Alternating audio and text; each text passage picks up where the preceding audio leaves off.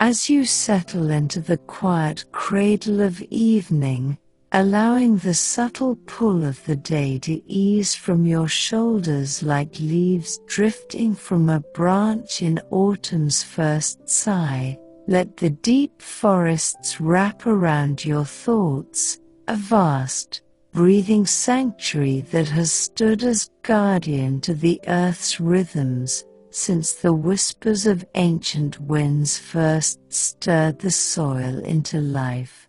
Picture it now, that emerald expanse stretching across continents and hidden valleys, covering more than 31% of the world's land surface, a living tapestry woven from millions of years of patient growth, where rainforests alone, though claiming less than 2% of the planet's face, cradle over 50% of all terrestrial biodiversity, from the tiniest fern's spore to the soaring canopies that touch the clouds. These verdant realms, shared here in tones as soft as moss underfoot, offer not merely facts to absorb, but a soothing pathway to drift, where curiosity becomes your gentle companion into repose, unraveling the knots of wakeful hours as surely as roots reclaim the earth after a storm, turning fragmentation into fertile whole.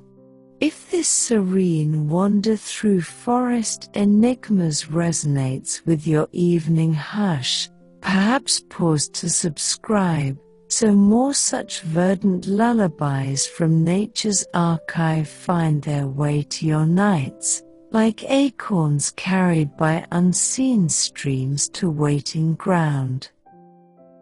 Imagine standing now at the forest's edge, where the boundary between open sky and shadowed green blurs into an invitation as old as the first seeds split, the air already thick with the scent of damp earth and resin, a perfume distilled from countless unseen processes that speak of endurance and quiet renewal. Here, the deep forests reveal their first embrace not in grand spectacles but in the subtlest of murmurs, the rustle of leaves in a breeze that carries hints of distant rains, each frond a fleeting brush of sound that dissolves back into silence, reminding us how even the most enduring presences yield to cycles of gentle stir and still. These leaves, born from the sun's patient alchemy high above, chlorophyll's green grasp, carotenoids' golden hold, xanthophyll's subtle yellow, span billions in number across the globe's wooded heartlands, gathering light in photosynthetic grace to forge sugars that fuel not just their own sway but the breath of every creature within and beyond their reach, and in that moment of communal harvest, they exhale oxygen in rhythms that mirror your own slowing inhales, a pulse inviting your body to align with this timeless cadence, where every rustle becomes a cue to release, to surrender to the draw of deeper calm.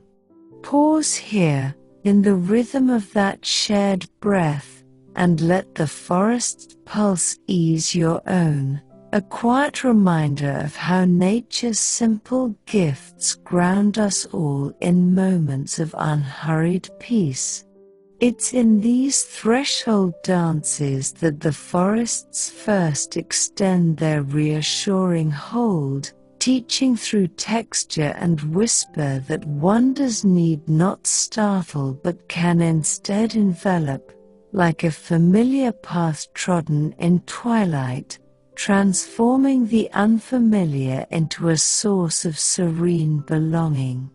Let that rustle settle now, like a hand resting lightly on your brow. from this liminal space, where the sun's rays first kiss the outer boughs, our gaze lifts to the play of light across the foliage, a mesmerizing interplay that turns the everyday into verse, as beams pierce the layered green, scattering into a mosaic of gold and shadow that dances like fireflies in a shaded glade, each flicker a brief chronicle of Photon's voyage from stellar forge to this cool, receptive hush. This phenomenon, often termed the dappled light path or the forest's luminous veil, unfolds as the leaves' gentle undulations bend and refract those amber threads, crafting pathways that seem to lead into the woodland soul, a visual serenade that eases the eye as much as a melody soothes the spirit. And if you've ever paused beneath a solitary oak on a summer eve, watching that shimmering trail beckon walks through woven branches, those lazy afternoons we all cherish for their simple, sun-dappled calm, you'll know this enchantment well, a universal delight that spans the divide between wanderer and wild, murmuring that beauty's essence is not remote but interlaced with the very ground we tread. Here, in the forest's verdant sheen, lies a foundational layer of mystery. Why does this light adopt such playful guises, yielding to the canopies when, like an artist attuned to an invisible muse?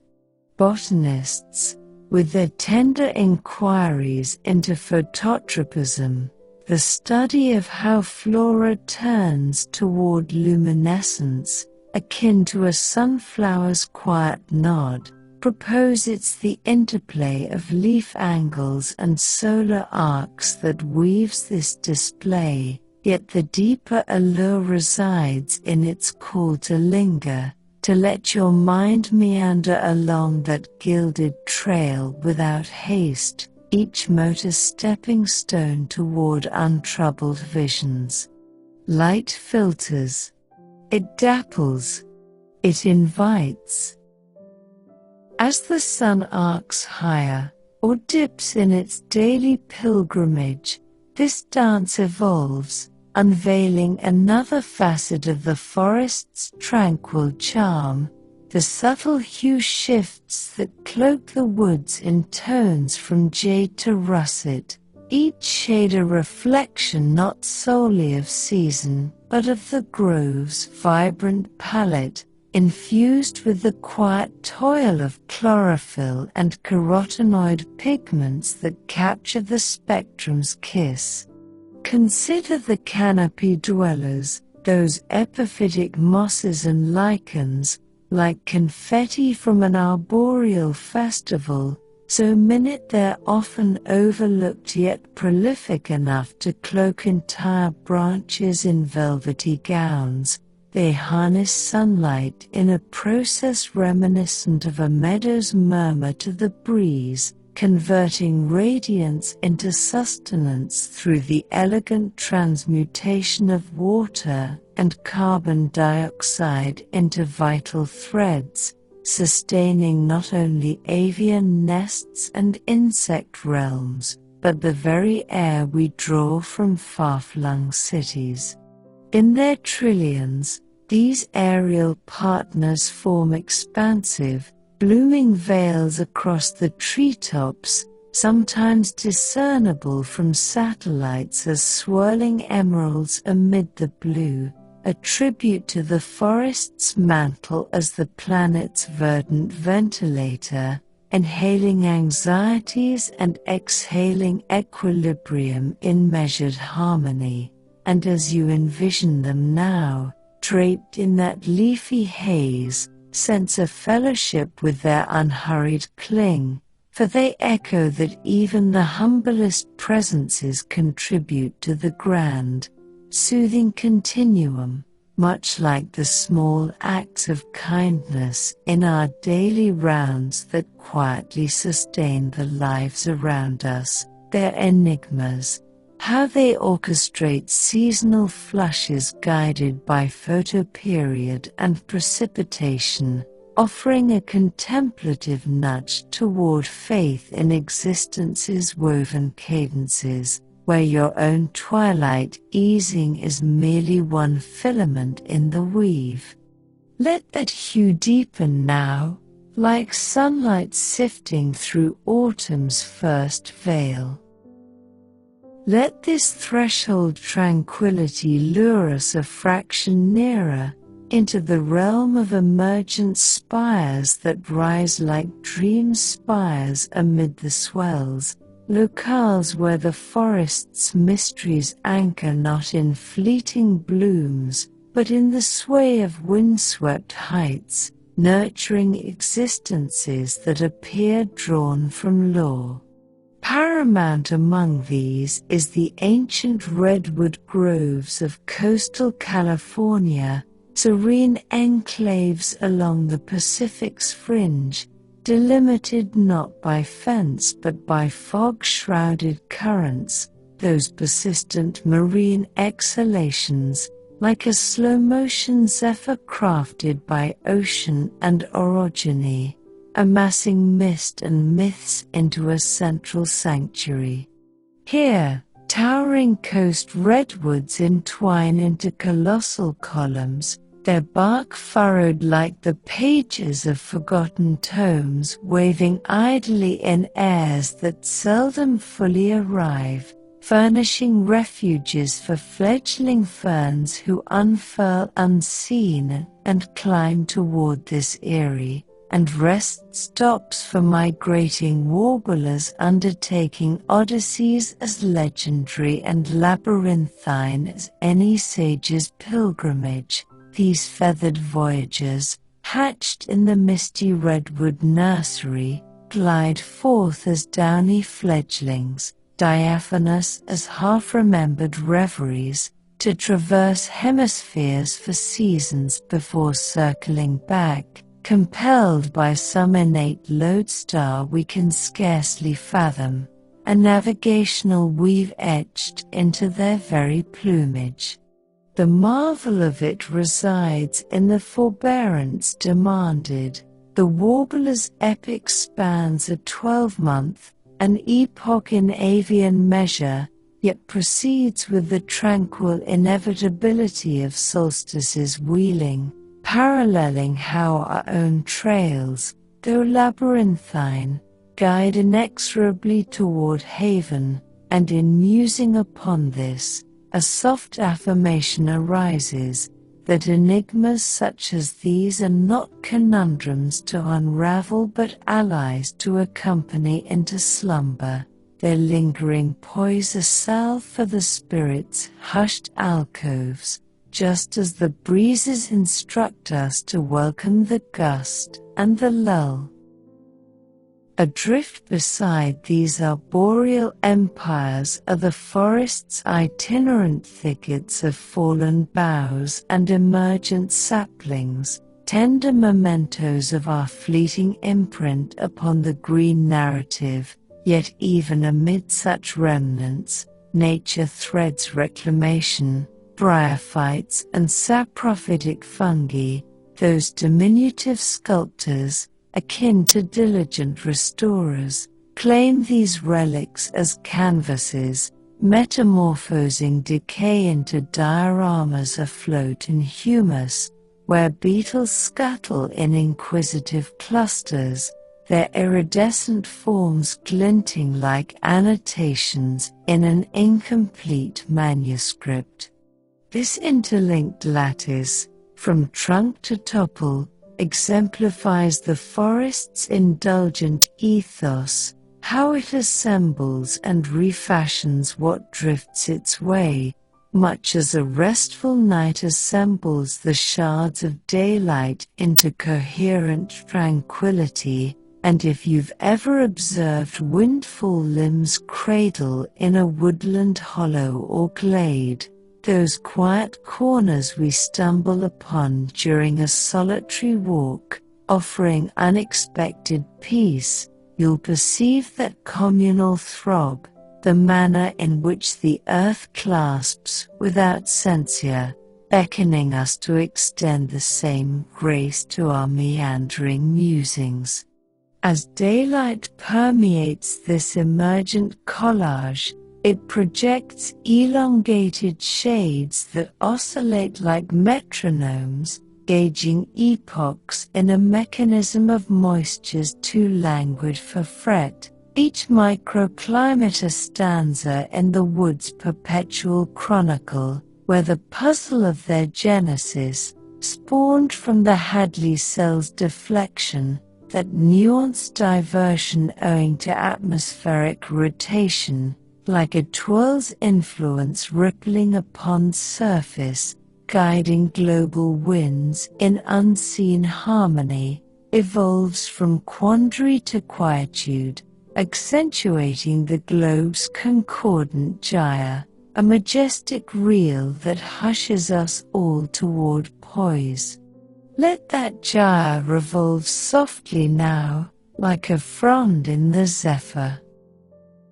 Now, as the light mellows toward vesper's amber glow, contemplate the breezes themselves, those zephyrs that skim the foliage like digits grazing velvet, engendering ripples that crest and ebb in effulgent brevity, each one a transient form birth of interplay between ether and verdure, ferrying aromas of loam and lichen to blend with the meadow's herbal sigh.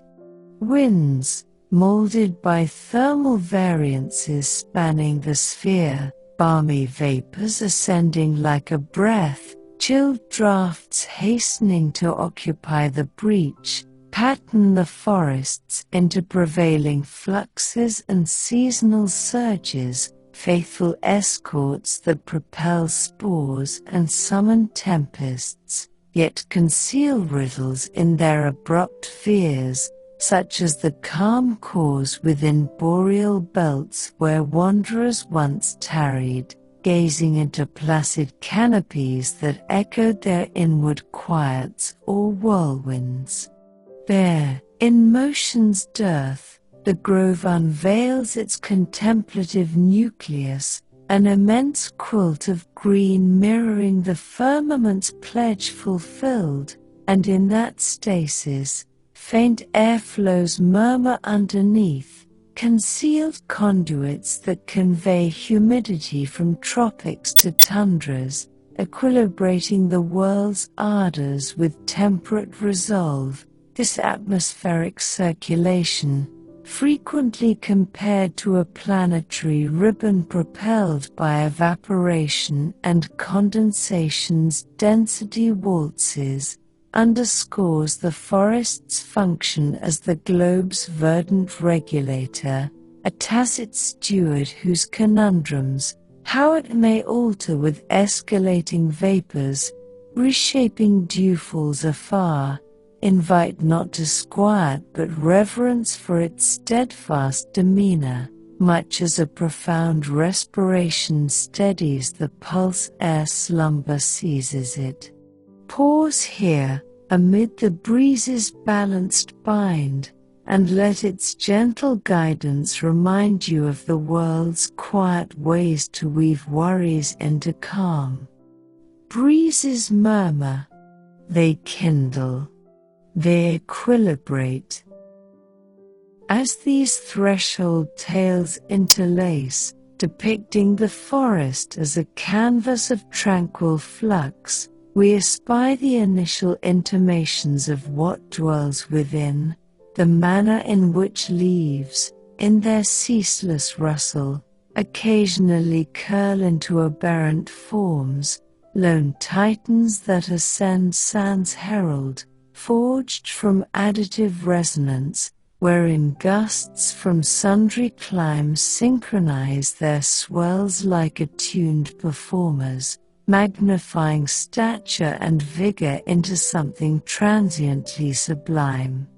These anomalies, cresting to dozens of feet in sporadic majesty, have been noted by naturalists as emblems of modesty, yet in recounting, they emerge as icons of the wood's feral lyricism, admonishing that even in quiescence, the wild harbors abysses of astonishment, akin to the undercurrent yearnings that tint our slumbers.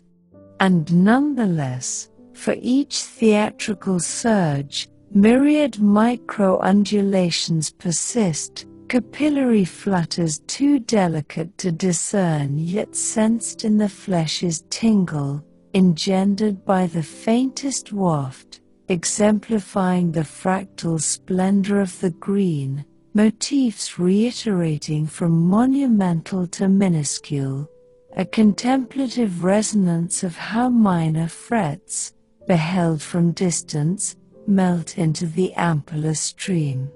In this stratified ballet, the forest imparts capitulation, its threshold a portal to the resonant quietude below, where radiance wanes and fancy stirs, much like the slow fade of day into the comforting hush we all seek at twilight's end. Let that fractal expand now, diminutive to immense. Let us tarry an instant on the dew itself, that nuptial shroud of droplets birthed when nocturnal chills condense vapor upon leaf tips, evaporating in prismatic sighs that liberate a crisp, petrichor-laced bouquet, an innate elixir refined from disarray into lucidity, each bead a petite cosmos, its membrane a slender lamina of hydration molecules drawn taut, mirroring spectra in chromatic vow prior to dispersing into the aggregate, a loop as affecting as a breath unbound.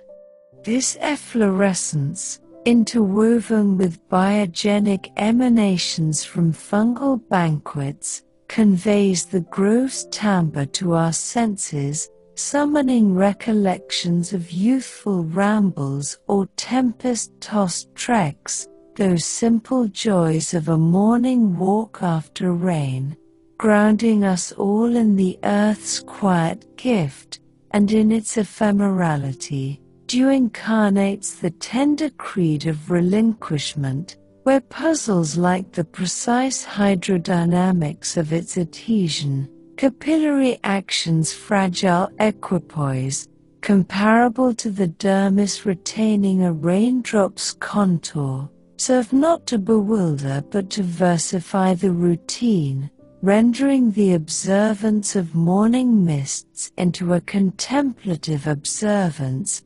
attuning the psyche for the silken plunge into noctambulation. Droplets form. They gleam. They dissipate. As the sun charts its indolent trajectory, bathing the fringes in aureate sheens that intensify toward viridian depths, the threshold commences to quiet, echoing the realm's recession, and in that shift, another tableau arises, the illusions that tantalize the glade's verge, those quivering hazes where woodland and welkin merge into phantasm, spawned of thermal reversals that warp radiance like a gallery's lens, summoning remote thickets hull up or inverted, as if the forest fantasizes in echoes. Naturalists of yore wove legends from these semblances, yarns of spectral groves or alluring shades, yet inquiry tempers them into marvel, refraction's capricious twist, wherein tepid strata over chilled underlayers arcs photons groundward, disclosing what's concealed leagues away, innate periscope unveiling the terrain's subtle bow. For you, reclining now in your haven stillness, these optical arcana proffer a comforting analogue to the intellect's own semblances at day's close, those transient notions that warp then vanish, bequeathing limpidity in their trail. Envision gliding towards such a haze, not in chase but in acquiescence, permitting it to haze into the wider green, a muted summons to unhand assurances. Illusions allure. They unveil. They dissolve. With these phantasms fading into the steadfast expanse, we direct our sight to the arboreal minstrels that graze the boughs, their forms slicing ether with unlabored poise, dipping to glean glimmers from the verdure, thrushes with trills like mirth veiled by gust, eagles wheeling on ethereal updrafts for span sands beat, adepts of the frontier where forest meets firmament. These aerial rovers, harmonized to the grove's tempers, pursue fluxes abundant in provender, their treks charting concealed avenues across the map, arcana in their wayfinding. How do they detect geomagnetic threads, akin to embodied astrolabes, or decipher the constellations' faint lexicon through overcast? In their equilibrated dominion, they embody the elevation of liberty amid bounds, soaring above the limbs that sustain them circuitously, a memento that enigmas exalt rather than entrap, much as ruminating upon them now elevates the essence toward tranquil pinnacles, where concerns disperse like chaff from a transient skiff. Wings elevate. They wheel. They recur. Yet even these empyrean sojourners intimate the underlayer's tug, for their quarry oft ascends from beneath, flocking avians that vault in gymnastic bounds, vaults of sinew and plume seizing gleam mid-flight, our eruption of vitality against the monotone verdure. These vaults, impelled by barbules, sensory filaments along their flanks, like submerged tendrils attuned to flux waves, aid evasions from umbras below or jubilant missives, their concerted pavans evoking the forest's veiled choreography, where threshold vivacity is but the prologue to submerged concertos.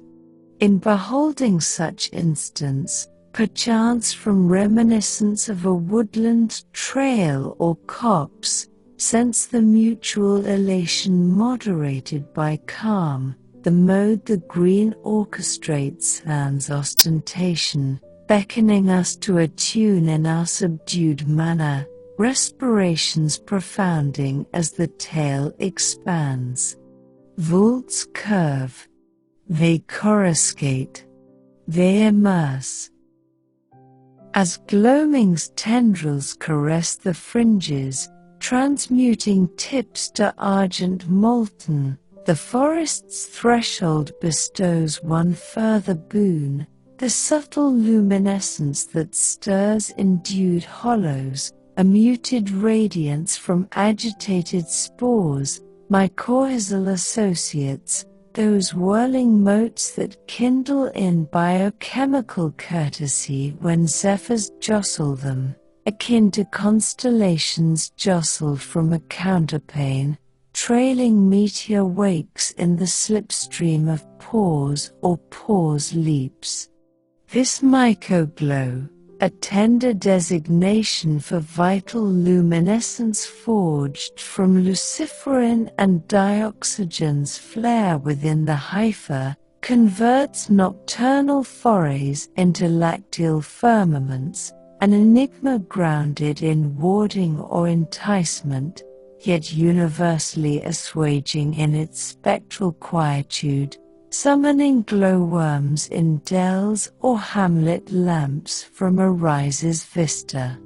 Here, at obscurity's brink, it spans threshold and twilight, a radiant lintel that affirms, even as daylight ebbs, marvel endures, a contemplative beacon ushering toward the sublime unknowns within, where grander gleams await.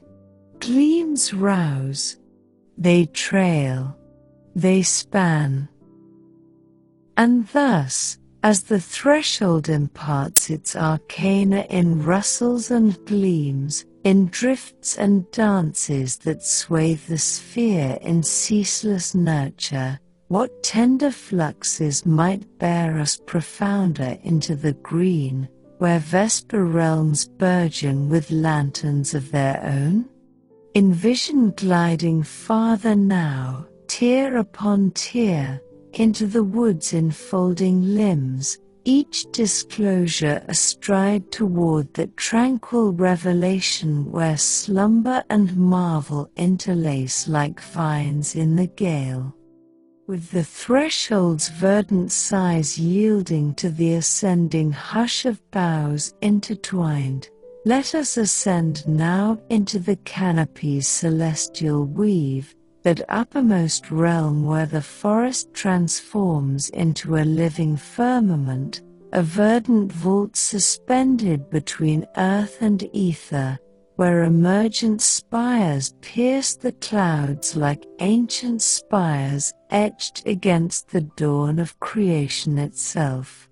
Here, in this aerial cathedral spanning the breadth of continents, from the mist-veiled highlands of Borneo to the sun-drenched vaults of the Congo, the deep forests reveal their skyward symphony not in solitary grandeur but in the harmonious chorus of epiphytes and bromeliads, those exquisite wanderers that claim the branches as their nomadic gardens, blooming in improbable profusion without ever tasting soil, their roots clasping bark like tender fingers seeking solace in a familiar hold.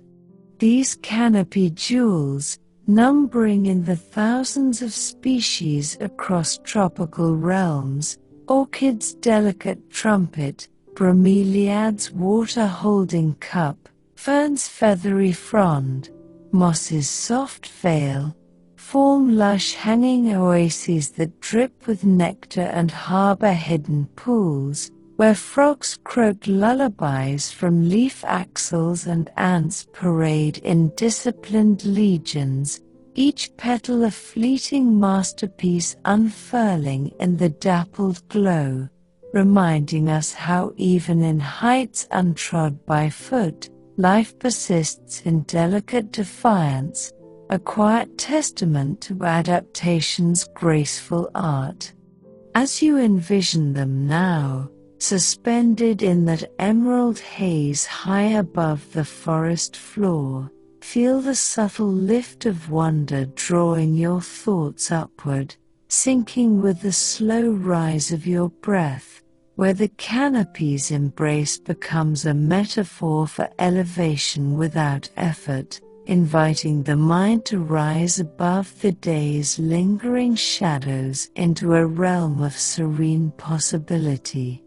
Let that ascent unfold now, branch by blooming branch. From this lofty perch, where sunlight first fractures into 1,000 golden shards upon the leaf mosaic, our contemplation turns to the interplay of refraction that bathes the underlayers in a perpetual twilight dance, a phenomenon where beams bend through the translucent skin of foliage, scattering into patterns that cool the air below by 2 to 9 degrees Fahrenheit, crafting microclimates of temperate reprieve amid the equatorial fervor. This dappled veil, born of the canopy's dense lattice intercepting up to 90% of incoming rays, evokes meditative mandalas etched in light and shade, each shifting motif an invitation to pause and trace the fleeting geometries that mirror the mind's own wandering paths, turning potential glare into a soothing filter that eases tension like a cool cloth on fevered brows. Botanists, through gentle measures of radiometers and thermal probes, simple tools that catch and count the sun's scattered gifts, illuminate how this optical ballet not only tempers heat but fosters the layered lives beneath, allowing shade-tolerant ferns to thrive where direct sun would scorch. And if you've ever lain beneath a sprawling beach on a summer's cusp, feeling the chill of patterned shade soothe your skin while the world beyond hums in hazy warmth, those lazy afternoons we all treasure for their effortless calm, you'll sense this alchemy intimately, a shared respite that bridges the gap between observer and observed, whispering that the forest's beauty lies not in stark revelations, but in the nuanced play of what is revealed and withheld. Here, in the canopy's luminous scrim, resides another stratum of enigma. Why does this light weave such intricate tapestries, submitting to the leaves' collective whim, like a composer yielding to the orchestra's breath? The science of photon scattering, akin to raindrops birthing rainbows in a storm's aftermath, suggests it's the chlorophyll's selective absorption, greens reflected back to us, reds and blues claimed for energy's quiet work, that crafts this spectacle, yet the true enchantment lingers in its summons to stillness, letting your gaze wander those shadowed traceries without urgency, each gleam a foothold toward dreams unhurried and deep. Patterns shift. They cool. They meditate.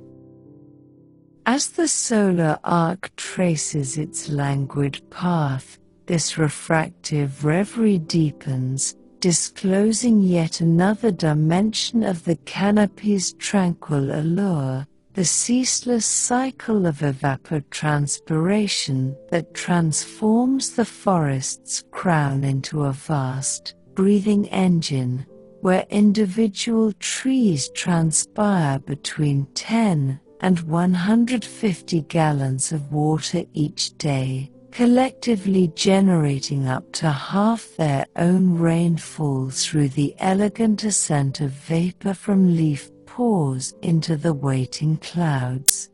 Envision it now, this invisible river rising from millions of stomata, those microscopic gates fluttering like eyelids in the breeze, drawing moisture from deep aquifers through xylem vessels, sturdy pipelines in the wood that lift water like a silent pump, a hydraulic symphony that not only quenches the aerial blooms but seeds the very storms that sustain the green, turning the canopy into a self-nourishing veil where evaporation's sigh meets condensation's gentle return. Pause here, in the mist's measured rise, and let this cycle's quiet power seep into your slowing pulse, a gentle nudge that nature's rhythms are as close as our own breath, offering balance in every unseen flow.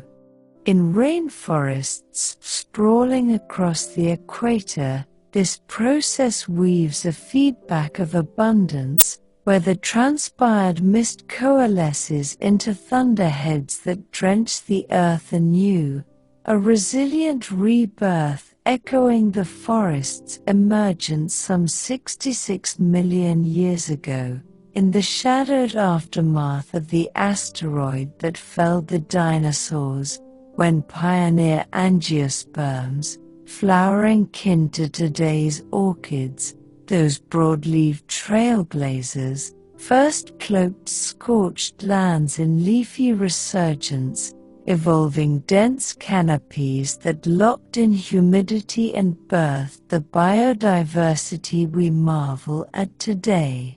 Their trillions of pores, these vigilant sentinels, form an expansive, evaporative meadow across the treetops, visible from afar as swirling veils of haze that testify to the canopy's role as the planet's verdant distillery, inhaling aridity and exhaling equilibrium in balanced measure, and as you picture them now, exhaling in that lofty mist, perceive a bond with their rhythmic release, for they illustrate that even the loftiest exertions contribute to the encompassing flow, much like the steady efforts in our own lives that quietly sustain what matters most, their riddles, how they calibrate fluxes to temperature and humidity cues, offering a reflective prod toward confidence in nature's interwoven pulses, where your evening's gradual unwind is but one vapor in the ascent. Let that vapor rise now, like mist through morning's first light. Let this evaporative elegance draw us nearer still, into the aerial alliances that populate the canopy's boughs like constellations come to life, realms where the forest's mysteries flourish not in isolation, but in the tender pacts of symbiosis, with fungi threading invisible filaments to epiphyte roots, whispering nutrients in exchange for the sugars forged in photosynthetic fire. Foremost in these partnerships are the mycorrhizal networks draping the upper branches, those fungal threads akin to subterranean rivers in the sky, fine, web-like helpers that link tree to tree, linking orchids and bromeliads in communal granaries where phosphorus and nitrogen flow from surplus to scarcity, sustaining blooms that might otherwise wither in nutrient-poor bark. Here, in the Amazon's vaulted nave or the Daintree's feathered heights, these symbiotic whispers enable a profusion where over 75% of the world's bird species find shelter and song, hummingbirds sipping from vermilion trumpets, hornbills carving paths through fruit-laden festoons, parrots preening in palmate perches, their calls a layered cantata that echoes through the green, each note a thread in the forest's vast score. The wonder resides in the reciprocity's patience, the fungi's decade-spanning investment yielding to the plant's seasonal bounty, a covenant unfolding with the inexorable grace of solstices turning, akin to how our own hidden supports, those quiet alliances of habit and heart, like a friend's unspoken encouragement in tough times, guide us toward rest, and in reflecting on this, a subtle solace emerges, that such enigmas are not isolated riddles but bonds to bear into the night. Their enduring weave a balm for the soul's veiled hollows, just as the canopy's dapple instructs us to embrace the shade and the shine.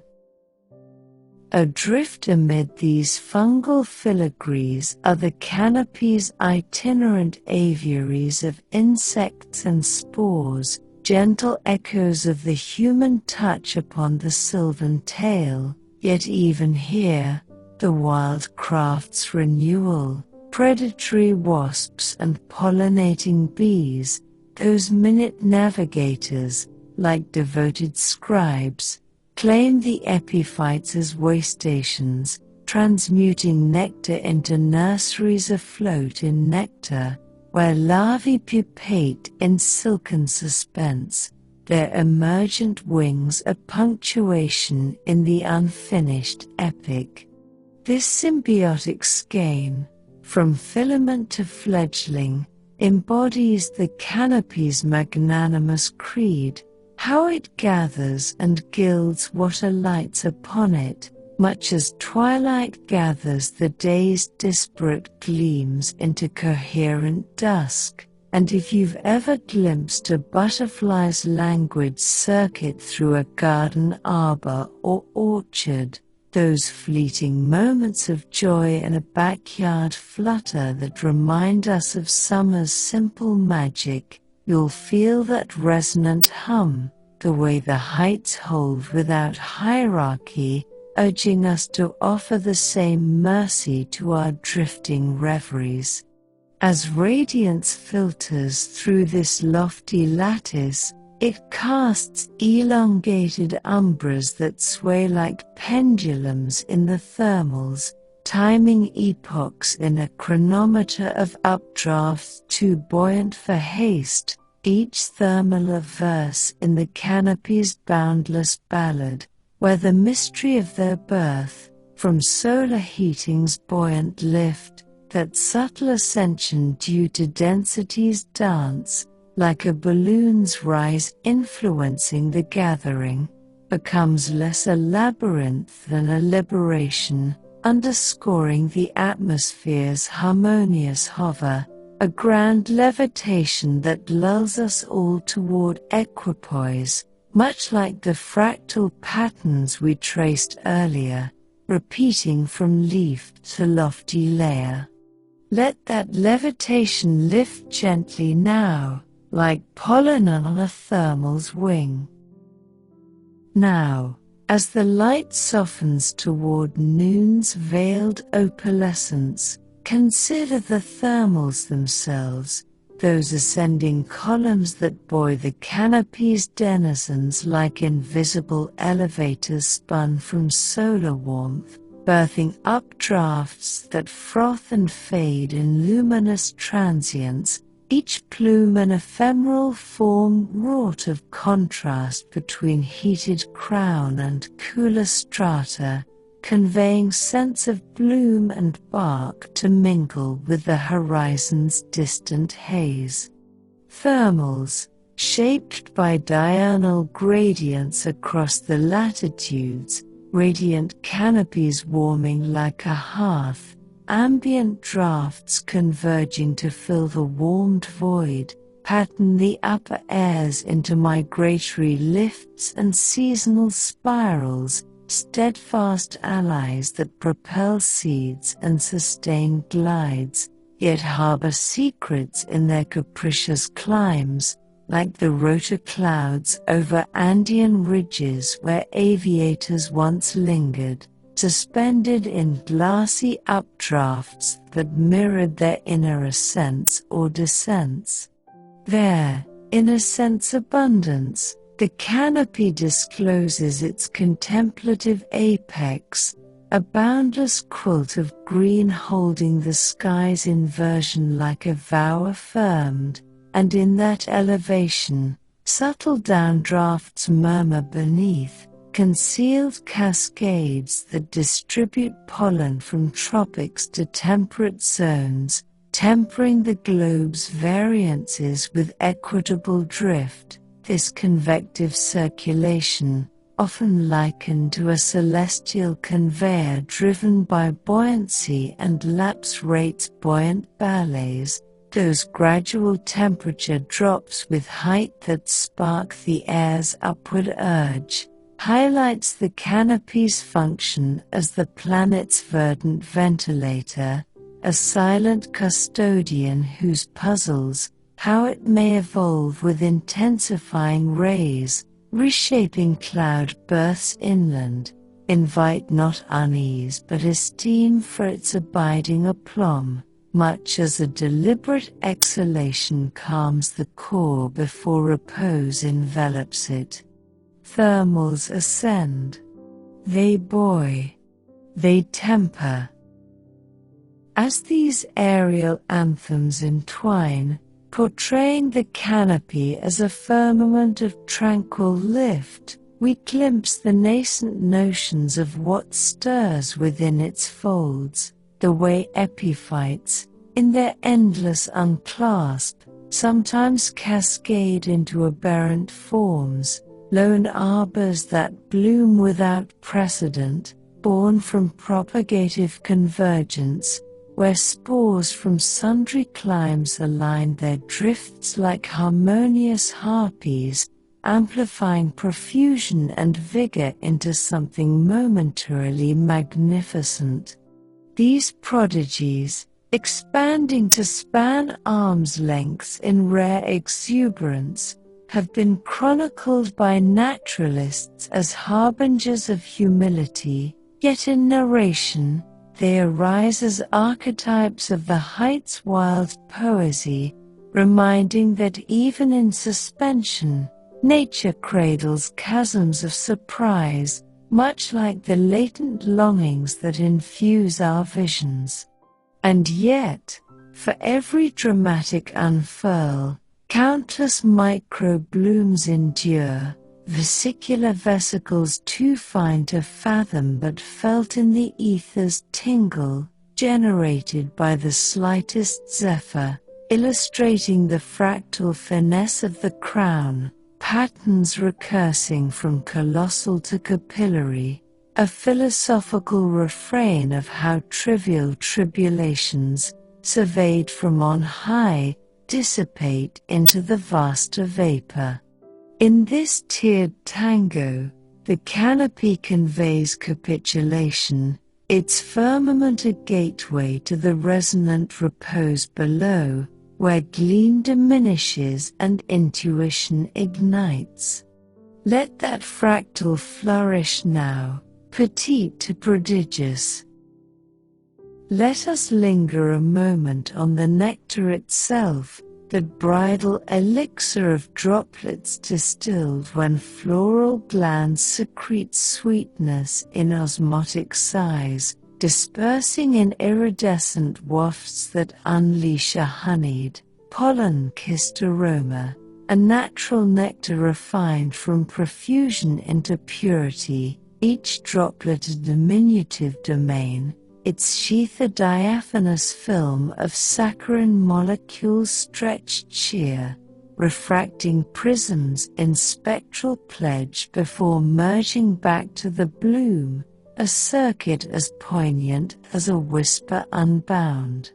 This ambrosia, laced with volatile organics from symbiotic feasts, bears the canopy's timbre to our senses, evoking memories of orchard rambles or dew-draped dawns, those simple joys we all chase in quiet mornings, like the first sip of sweet tea on a porch swing, anchoring us to the verdant, and in its fugacity, nectar embodies the soft doctrine of deliverance, where conundrums like the precise enzymology of its allure, osmotic gradients' delicate equipoise, akin to the lip retaining a dewdrop's dome, serve not to confound but to cadence the commonplace, rendering the vigil of a hummingbird's hover into a contemplative rite, priming the psyche for the sable descent into somnolence. Droplets secrete. They allure. They merge. As the sun delineates its desultory dome, cloaking the crown in aureate hazes that profound toward viridian vaults, the firmament commences to hush, paralleling the world's waning, and in that modulation, another vignette arises, the mirages that tease the canopy's rim, those shimmering sheens where bow and blue amalgamate into illusion, begot of lapse inversions that curve gleam like a conservatory's prism, conjuring distant fronds emergent or ethereal, as if the heights hallucinate in refractions. Ornithologists of antiquity spun sagas from these apparitions, tales of phantom Aries or summoning shades, yet erudition mellows them into marvel, refraction's whimsical warp, where warmer strata over chilled canopies arcs photons downward, unveiling what's veiled leagues aloft, an innate optician disclosing the vault's subtle vault. For you, reclining now in your sanctum's silence, these spectral subtleties tender a comforting corollary to the spirit's own semblances at dusk's edge, those ephemeral essences that contort then clarify, leaving translucence in their leavings. Imagine drifting toward such a sheen, not in pursuit but in permission, allowing it to diffuse into the deeper dome, a subdued summons to relinquish rigidities. Mirages mesmerize. They disclose. They diffuse. With these semblances subsiding into the reliable reach, we incline our insight to the canopy choristers that cleave the currents, their spans severing sky with effortless elegance, dipping to harvest hints from the blooms, toucans with tolls like laughter muffled by mist, swift soaring on unseen surges for hours sands stroke, virtuosos of the verge where verdure meets vault. These empyrean emigrants, attuned to the crown's caprices, trail thermals teeming with trove, their odysseys outlining occult orbits across the orb, arcana in their azimuths. How do they apprehend electromagnetic webs, like vital vespers, or construe the celestial script through scud? In their poised preeminence, they incarnate the uplift of autonomy amid asymptotes, planing above the perches that provisioned them peripherally, a reminiscence that enigmas exalt rather than enchain, much as meditating upon them now exalts the essence toward tranquil towers, where vexations vaporize like vapor from a vanishing vireo.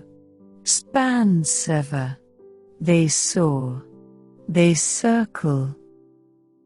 Yet even these celestial sojourners hint at the fold's fathom, for their forage often floats from the fringes, flocking flyers that vault in virtuosic vaults, arcs of eerie and allula apprehending aura midair, a burst of being against the monotone mantle.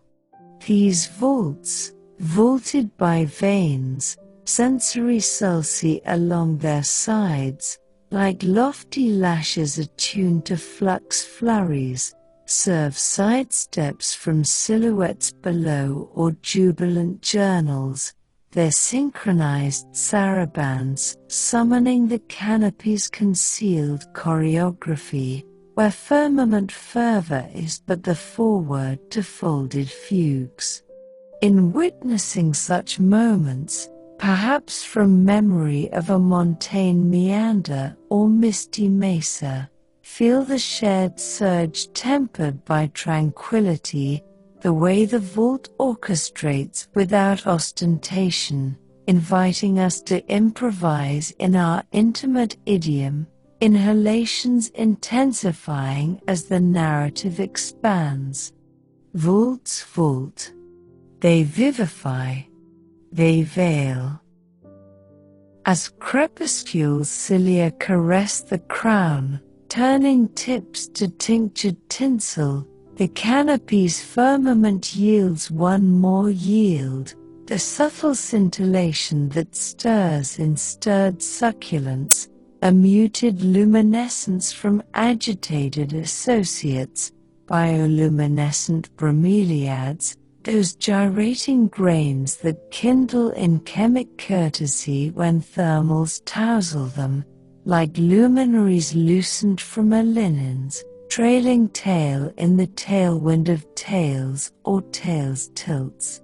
This bioflare, a benign behest for biotic blaze wrought from luciferin and oxygen's oxytocin within the vacuole, transmutes twilight treks into milky multitudes, an enigma earthed in evasion or enticement, yet universally unburdening in its oniric hush, evoking fireflies in fallows or lunar lamps from a ledge's lookout. Here, at the hem of haze, it hyperlinks firmament and fold, a lucent liman that reassures, even as effulgence ebbs, enigma endures, a musing mark guiding toward the majestic mysteries within, where vaster vigils vigil. Vigils vitalize. They trail. They hyperlink. And so, as the firmament intones its intimations in lifts and luminose, in pacts and pavans that enshroud the sphere in ceaseless succor, what pliant plumes might waft us profounder into the vault, where noontide nooks nurture with nimbuses of their own? Envision wafting farther now, ply upon ply, into the woods encompassing eaves, each epiphany an escalation toward that placid epiphany where somnolence and sorcery splice like lianas in the lift. Those pliant plumes, supple as the susurrus of sequestered serenades, initiate their insinuated inducement just beneath the scrim of the crown, where the vaults unroll like vellum in an unclasped vade mecum, importuning us to loiter in leagues where effulgence still sovereigns but commences to cleave its cincture with crepuscule, a transit as congenital as inhalation intensifying into noon's hush. Here, in these sun-stippled spires where Zephyr nuzzles the continental coronets, those expansive, elevated escarpments extending from equator-like embracing eaves, vigor amalgamates in vibrant voltas that palpitate with the subdued stamina of sighing, admonishing us through their temperate tumult that the canopy's arcana are not insular inquietudes but interlarded legions, each ligature a legend of acclivity and aplomb that reverberates the conjoined cadences of our own reclining silhouettes. As you permit your perusals to placate into this liminal luster, sense the solatium of these spires, they compose the wood's apogee, a nexus of nativity where the crude cadence of the profound placates into something proximate, akin to the paramount pulsars pricking the penumbral pavilion, proffering photics to pilot by sand submerging the accruing dusk.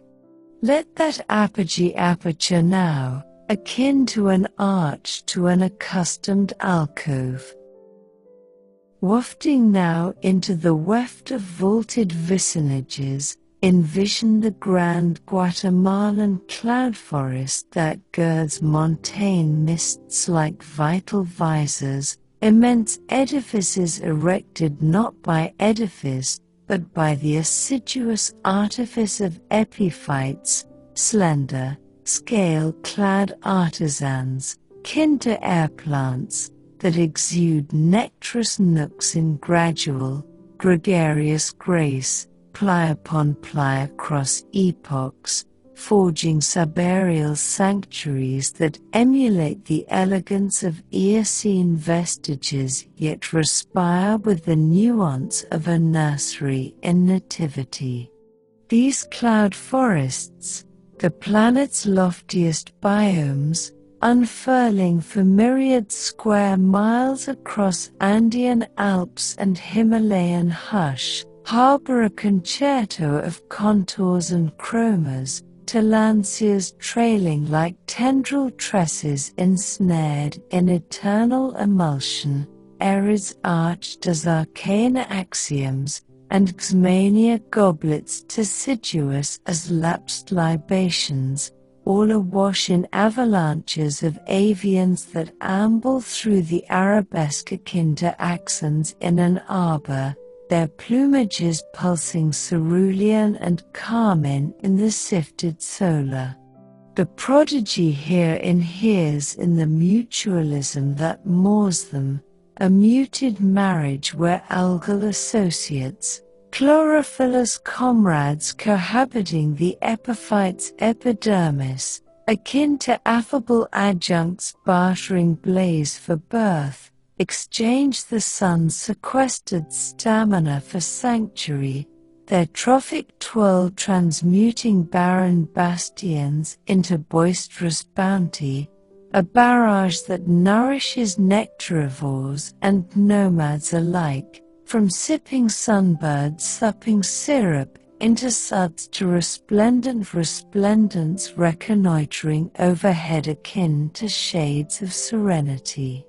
In this equilibrated exchange, much as a deep exhalation endows the frame toward quiescence, the cloud forests impart a musing mildness that magnitude matures from merger, importuning you to ponder how your own noontide loosening leans on latent leagues, the tacit tandems of tempo and tenor that enwrap you toward noctiluca, just as the thermals theretofore tugged us toward tolerance. Let that merger murmur now, merged and moored. Yet even as these epiphytic empires effloresce in the spire's clasp, they murmur of frailties that affix profundity to their poise, for ascending aridity in the enveloping ethers, nuanced vicissitudes in vaulted vapors, akin to a counterpane congealed cumbersome, can incite desiccation, where the arids eject their algal allies in a pallid protestation, standing sere and stark until moister modalities reinstate the tryst, a gyre of grief and genesis that mirrors the reflux of reservations in a restless reverie, admonishing that tenacity is not negation of novelty but the acumen to anneal, softly and sans spectacle. Envision eddying above such a regenerating reach, the ether limpid as lucidity, where the premier pastel patinas revert akin to optimism's oracular offshoots, and in that tableau, a consoling culmination emerges. These spires, for all their fragility, persist as pantries of plurality, domicile to a moiety of floral families in dominions no profounder than a paraglider's ply. Their arcana, how they fabricate firmaments from fleeting fog, cultivating a sentiment of empowered enigma, as if the vault vouches that even in our most ethereal estates, emergence abides, ply by pliant ply. Patinas pale, they anneal. They revert. From the cloud forest's calibrated coruscation, our waft conveys us toward the open spires where plumes weave more whimsically, those invisible inclines within the vault that sculpt the firmament into motifs of serene suspension, akin to helices in a haze that enmesh ephemera into torpid talks, accruing and absolving with impartial indolence. These vaulted vortices, birthed where brisk bursts encounter buttresses or deviate in their drifts, much akin to the coil of cogitations in an uneasy elevation, enfolding the essence they enshrine, may encompass Aries, ensnaring succulents and sifters in gyrating graces that revolve recto or verso in fealty to the firmament's subdued spin, crafting transient tabernacles amid the immense indigo. Ecologists etch them via anemometry, temperate tallies from aerial aegis that appraise plume potency's nuanced nadirs, disclosing how these whirls, often acre aloft and enduring eaves, convey coalescence or chill across coronets, swaying skies ashore in undulations too tenuous for trepidation but transcendent in their traverse. Envision one now, a languid loop off the intertropical brink, where algal auras encircle akin to acolytes in an aureole, alluring in juvenile jewels that misconstrue the gyre for grotto, an innate nursery spun from surge solitary. In their unhurried helix, vortices tender a ruminative resonance to the spirit's own eddies at meridian's margin, those orbiting obsessions that, accorded amplitude, distill into diaphaneity, importuning a muted mantra, permit them to ply, permit them to accrue, and in due course, they absolve, ferrying onward solely what furthers the ampler ascent. Let that helix hover now, akin to ephemera in halcyon haze. Interwoven with these vortices are the loftier loops that lord over the canopies' leagues, those planetary ply circulations where zonal zephyrs and westerlies collude with the globe's gyration to forge dextral dervishes in the subtropics, sinistral in the subarctic, immense involutes that gird akin to guardian garlands, collating the vault's vagrants into median milds. The ITCZ gyre, for exemplar, a sprawling spiral septuple the span of states, draws detritus and drifts from remote ridges, heaping them in the doldrum divide, not a firm firmament but a vaporous foil, where vestiges vaporize into micro-motes that emulate mists, deluding drifters into unwitting drifts, yet even there, the gyre's gospel gleams via acclamation, erids adorn the transients, transmuting transients into tenures, and corvids cradle amid the curl, their cradles of vitality abiding in tacit triumph. This accrual, elucidated elementally as the Coriolis cascades diversion, like juveniles jaunting on a jovial jaunt, nudging nomads outward, binds biospheres in veiled veils, ferrying fervor from equator to eaves, moderating mantles with a mediator's measured mitt, and as you muse this macro merge, sense the serenity of sorption to such a skein, where your own waft interwheel is woven in the plume's placid ply, a memento that arcana of amplitude, from the vortex's volute to the gyre's grasp, unite us all in unanimous undulation, just as the theretofore thermals tempered the firmament's fervor. Loops lord. They accrue. They ligate. Let this ligating lightness lead us to the vaulted vicinages they vitalize, amplifications of the cloud forest's murmur into kindred nomadic naves where the canopy's apogee becomes a canvas for nascent nexuses, and moored and meandering akin to musings unbound from mooring.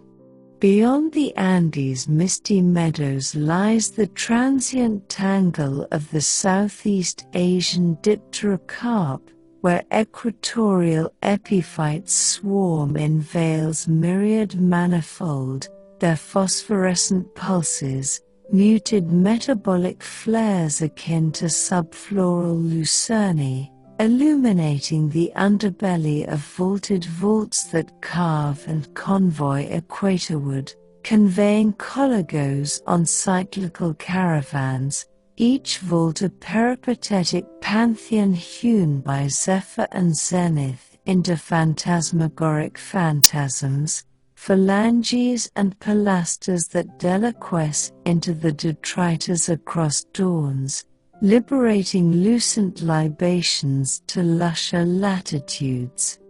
These vapor vaults, birthed from arboreal awnings that creep cloudward akin to languid librettos, harbor arcana in their stratified stratums, azure auras of primordial plume pockets ensnared eons erst, murmuring of epochs erstwhile via isotopes, those subatomic sigils that ecologists peruse akin to palimpsests in pith samples, unveiling how the wood's wafts have wafted the sphere's sultriness since the Paleocene's pall.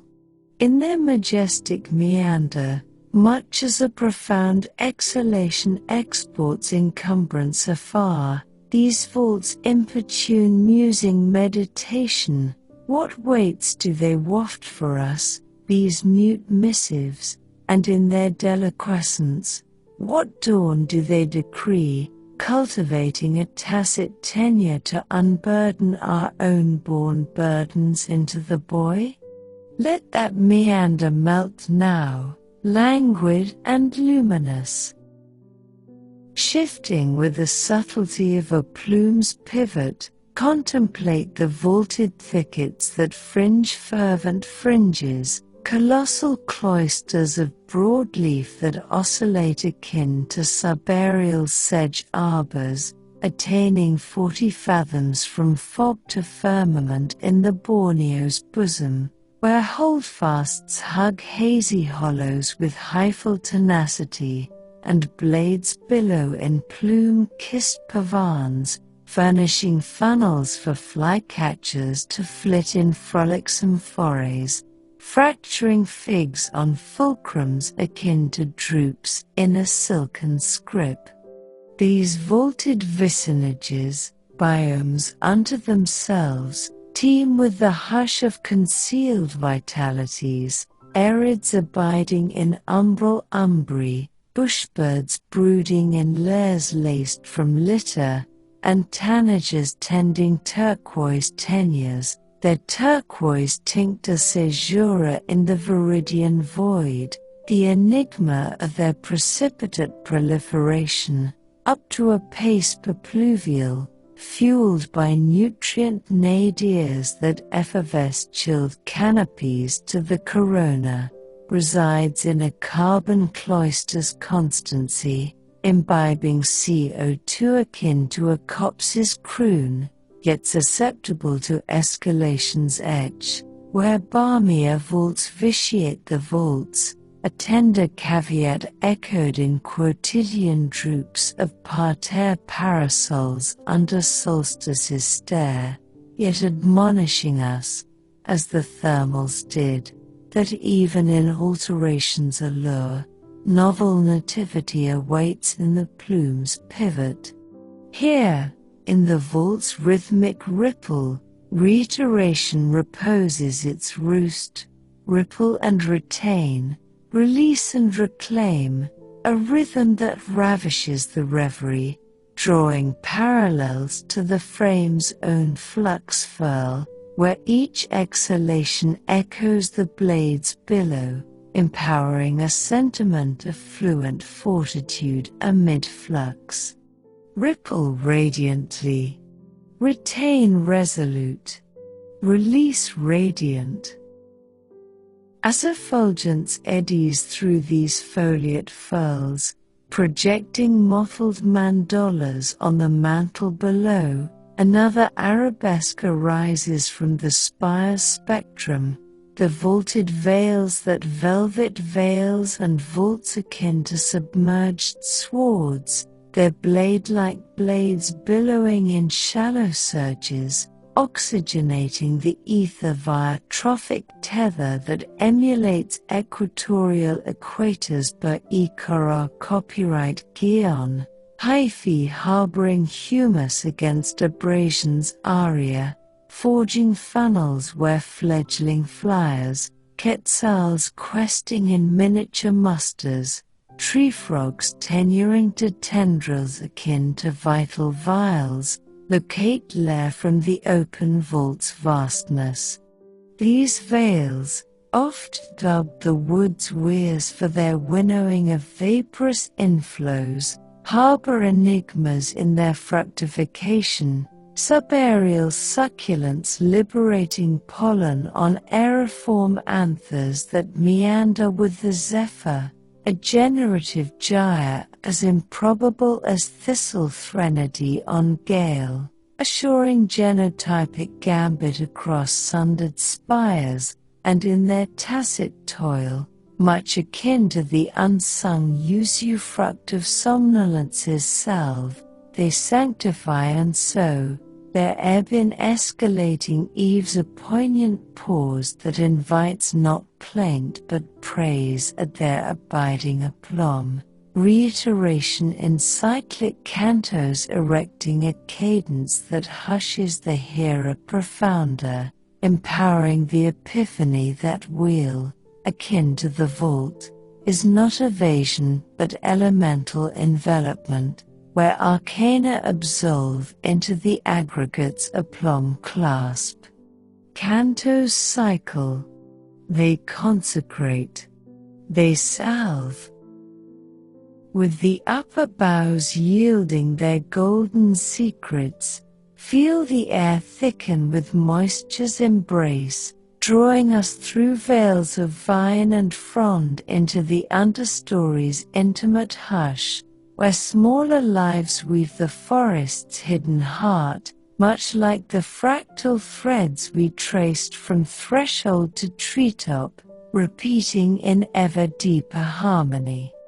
With the firmament's wafting plumes yielding to the shadowed interludes of boughs that lean like confidants in twilight's hush, let us descend now into the understory's whispered alliances, that mid-realm mosaic where the forest folds inward upon itself, a verdant labyrinth suspended in perpetual half-light, where the canopies' leavings filter into a realm of intimate secrets and resilient kinships, stretching from the humid underbellies of the Congo basin to the fern-choked hollows of temperate vales.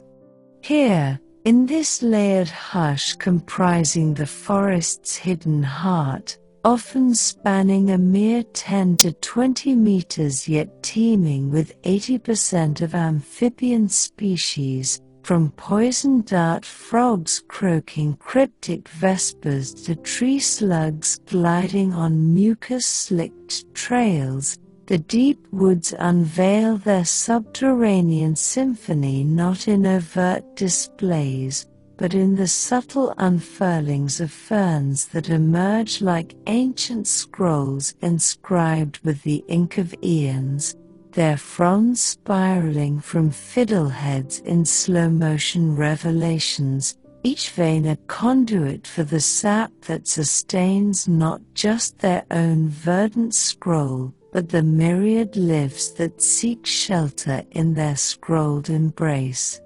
These understory sentinels, numbering over 12,000 species worldwide, form resilient tapestries that capture falling detritus like communal nets, recycling nutrients in a cycle as patient as the moons wax and wane, reminding us how even in the dimmest niches, growth persists through incremental grace, a quiet affirmation of endurance's art. As you imagine them now, coiled in that emerald twilight beneath the vaulted veil, sense the gentle pull of kinship drawing your reflections downward, aligning with the softening cadence of your breath, where the understory's web becomes a parable for the soul's quieter chambers, nurturing balance from what might otherwise seem overlooked and obscure. Let that descent weave now, frond by fronded alliance. From this mid-layer mantle, where the canopies' dappled leavings coalesce into a mosaic of mottled greens and silken greys, our musings turn to the interplay of shade that sculpts the understory into a sanctuary of selective serenity, a phenomenon where the upper leaves intercept the sun's fervor, allowing only slivers of light to pierce through in elongated lances that warm the soil by mere degrees, fostering microhabitats where humidity clings like a persistent dream, cooling the air and cradling species ill-suited to the blaze above.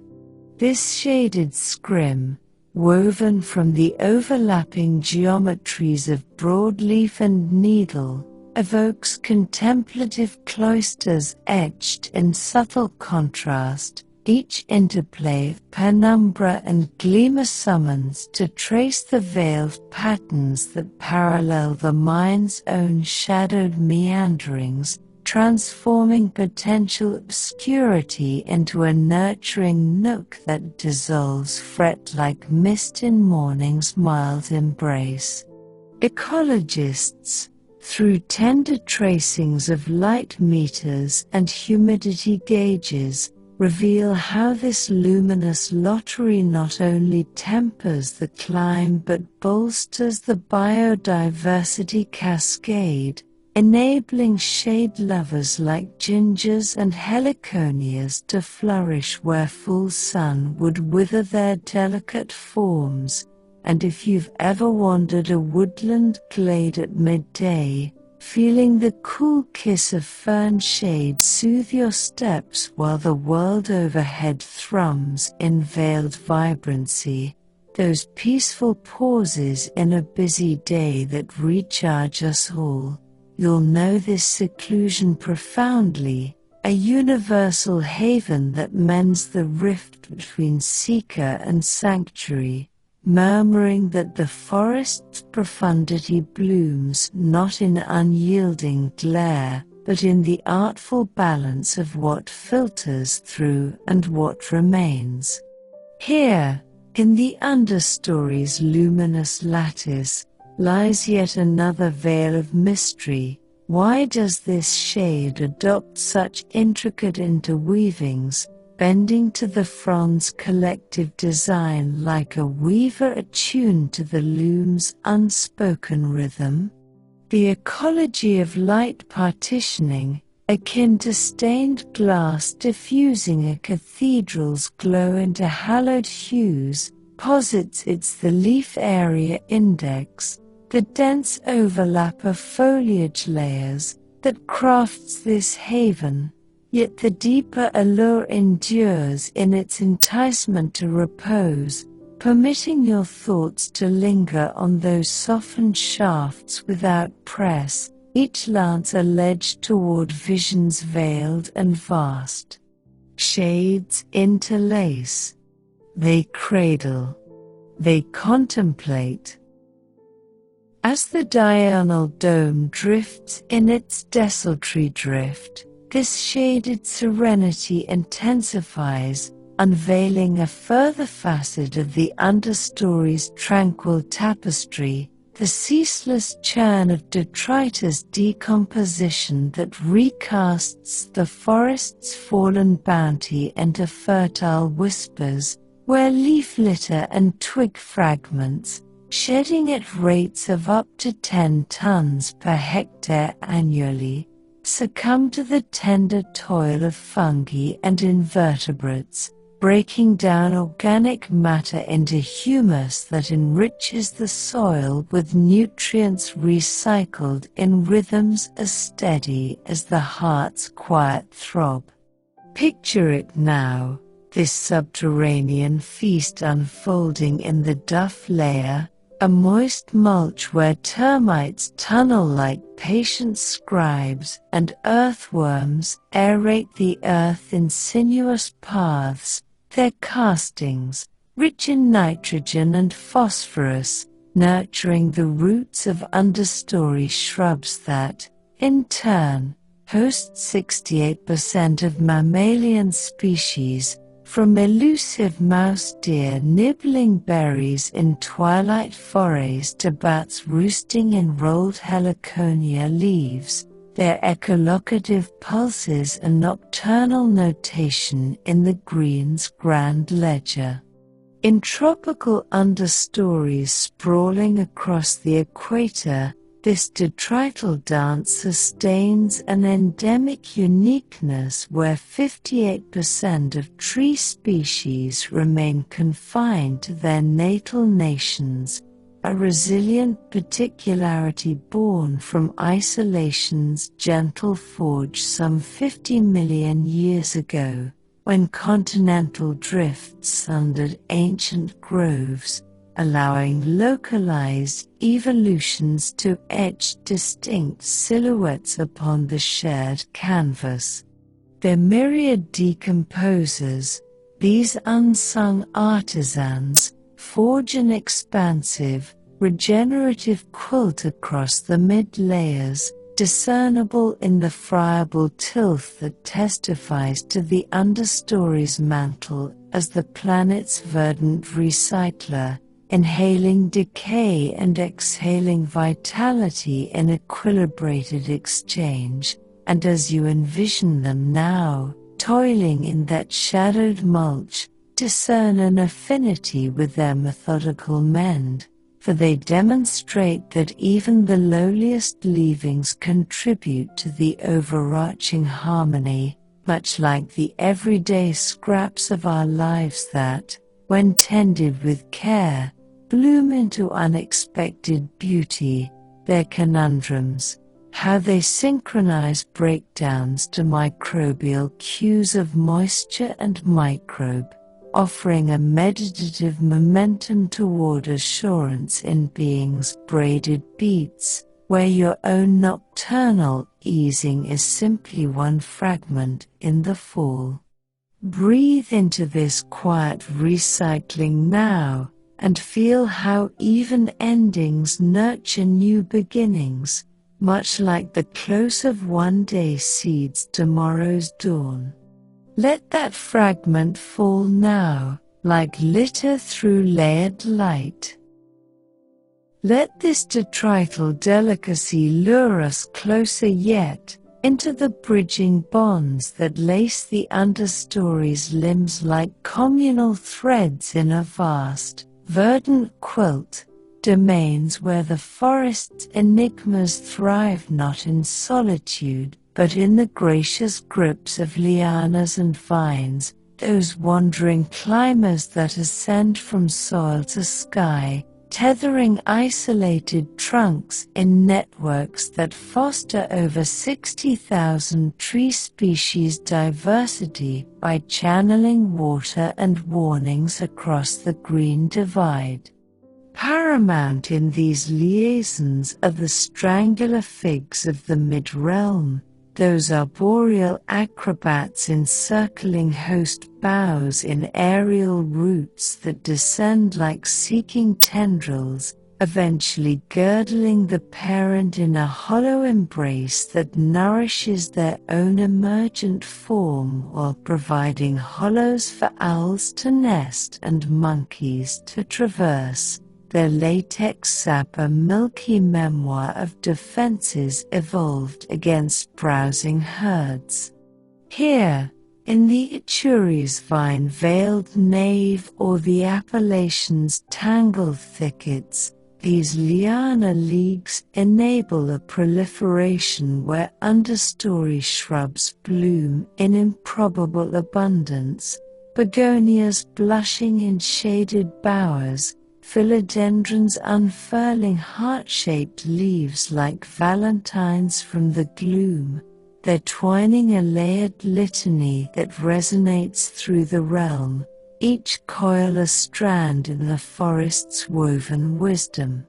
The marvel lies in the interdependence's forbearance, the vine's century-long climb yielding to the tree's towering scaffold, a pact proceeding with the serene surety of seasons cycling, much like how our own veiled connections, those quiet kinships of care and coincidence, think of a family recipe passed down, binding generations in quiet continuity, steer us towards sanctuary, and in pondering this, a soft sucker surfaces, that such riddles are not severed strands but skeins to sustain through the dark, their persistent platter poultice for the psyche's shrouded seams, just as the shade's scrim schools us to cherish the cleft and the clasp.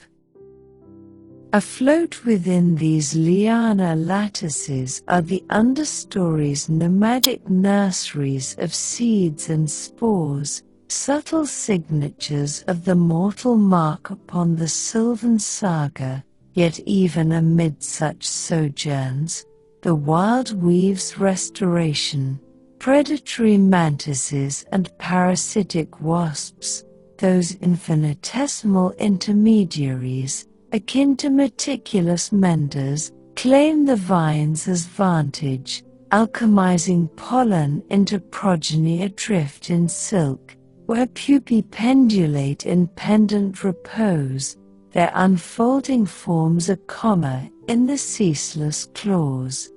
This interdependent interlace, from tendril to transformation, incarnates the understory's benevolent bent, how it collects and consecrates what courses through it, much as eventide collects the daylight's diffused details into dusk's diffused dream. And if you've ever traced a wild grape's wander through a hedgerow or hollow, those tangled trails from childhood rambles that spark a smile even now, you'll intuit that intrinsic interplay, the manner the mid-layers maintain without monopoly, coaxing us to confer the same clemency upon our nomadic notions.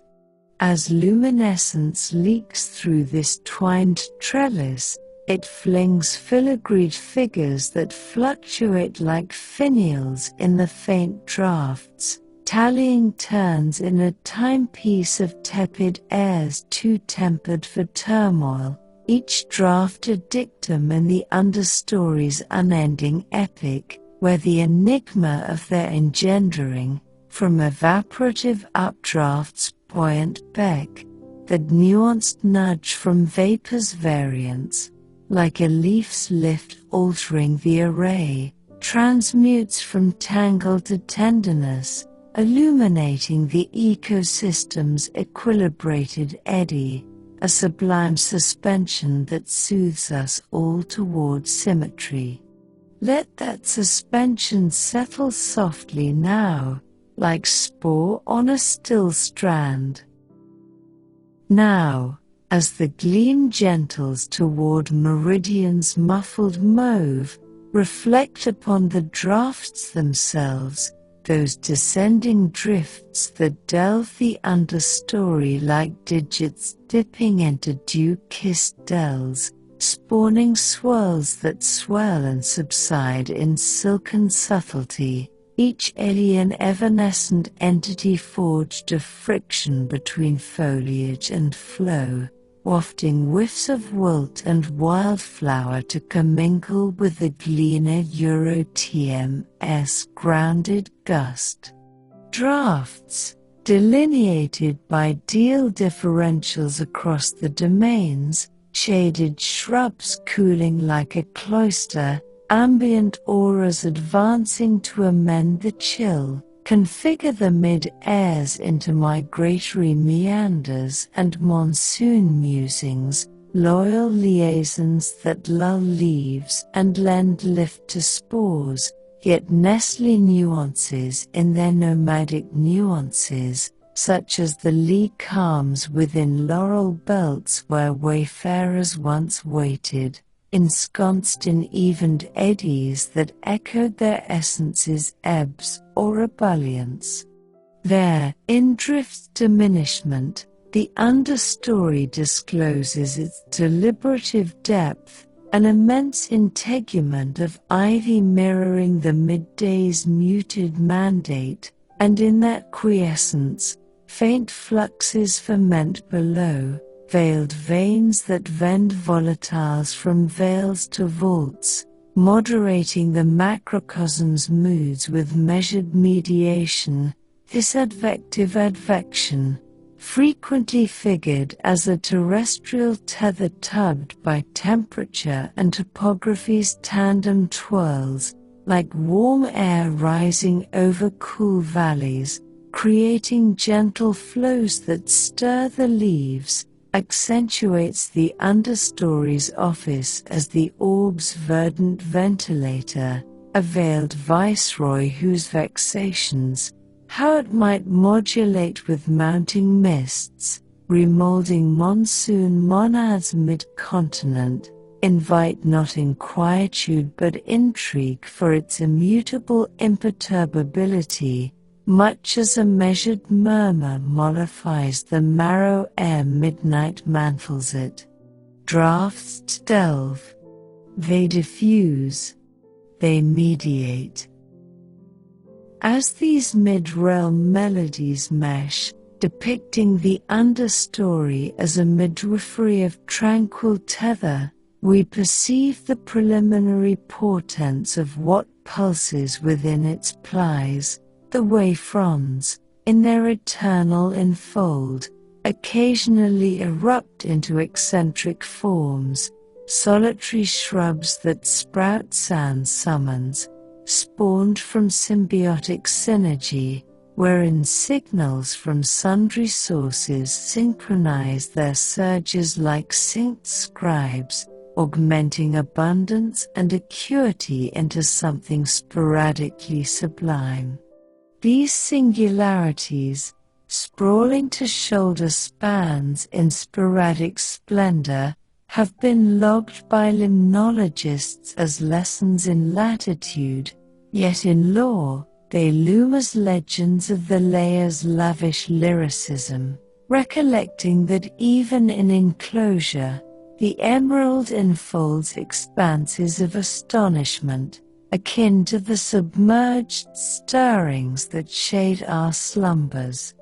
And nevertheless, for each flamboyant flourish, innumerable infrafronds abide, fibrillar fibrils too frail to fathom but fondled in the flesh's faint frisson, kindled by the feeblest flutter, exemplifying the fractal filigree of the fold. Figures recurring from formidable to fine, a philosophical pulsation of how paltry perturbations, perused from the ply, percolate into the plenary ply, echoing the threshold's tiny flutters grown grand in the canopy's weave.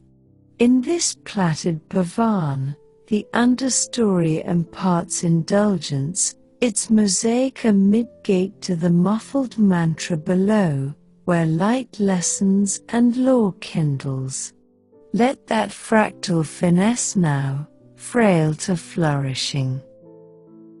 Let us pause a pulse on the humus itself, that bridal bed of detritus distilled when duff decays in osmotic odes, dispersing in diaphanous draughts that unleash a loamy, lignin-laced bouquet, a native nostrum refined from rot into renewal, each clod a compact cosmos, its cortex a gossamer girdle of geosmin molecules drawn delicate, diffracting dusk in dusky diadem before blending back to the bed, a gyre as graceful as a glide unglued.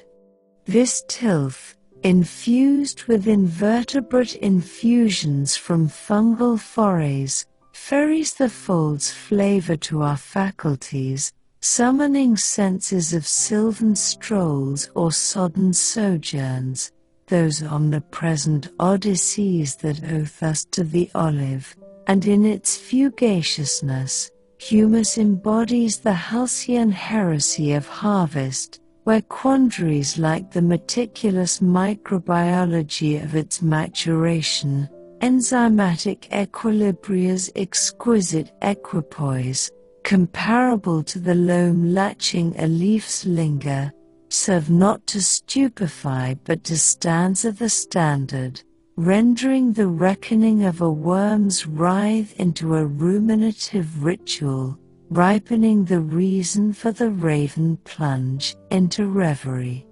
Clods cohere. They cradle. They commingle.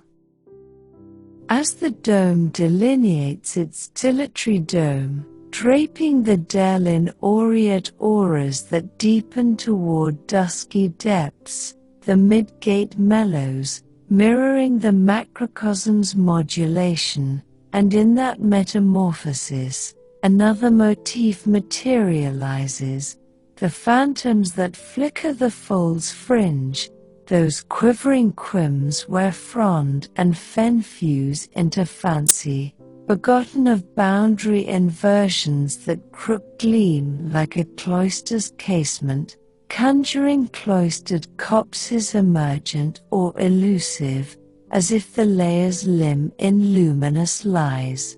Florists of former folds fabled from these figments, fictions of fey fells or fetching fancies, yet erudition eases them into elegance, refraction's roving ruse, wherein warmer wefts over chilled clefts crook photons downward, disclosing what's dimmed leagues deep, a native navigator unveiling the understory's understated undulation. For you, lounging now in your lair's languor, these spectral subtleties supply a soothing simile to the soul's own semblances at day's declension, those fugacious fancies that flex then fuse, forsaking fog for finesse, fancy floating toward such a flicker, not in fervor but in forbearance, sanctioning it to seep into the somber seam, a subdued siren to slacken stanchions. Phantoms flicker. They fathom. They fuse. With these figments fading into the faithful fold, we favor our focus to the understory's undersong, those undersung undercurrents that undercut the underbrush with unassuming unison, dipping to draw draughts from the detritus, wrens with warbles like whims veiled by vine, voles vanishing on veiled voltus for verses sans vista, virtuosi of the verge where verdure veils the vault. These embedded emigrants, equilibrated to the fold's foibles, follow fluxes flush with forage, their forays framing furtive furrows across the fen, finesses in their filigrees. How do they divine deal divots, like visceral vespers, or decode the detrital dialect through duff? In their poised provenance, they personify the profundity of proximity amid partitions, planing beneath the perches that provision them peripherally, a reminder that riddles raise rather than restrain, much as musing on them now raises the reverie toward tranquil tears, where tribulations transmute like transient tendrils from a twining thicket. Undercurrents undercut. They undulate. They unify.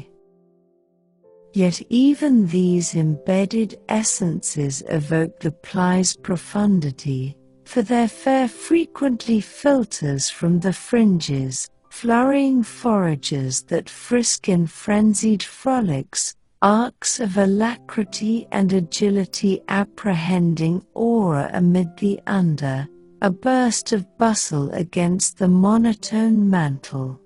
These frolics, fueled by follicles, sensory sulci along their flanks, like lowly lashes latched to flux flurries, facilitate fens from forms below or frolicsome forays, their synchronized sarabands summoning the understory's unseen symphony, where mid-gate mirth is but the midpoint to muffled measures.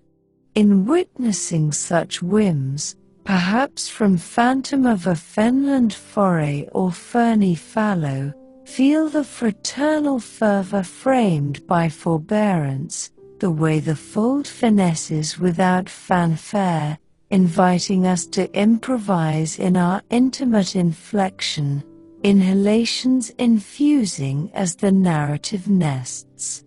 Frolics frisk. They flare. They frame.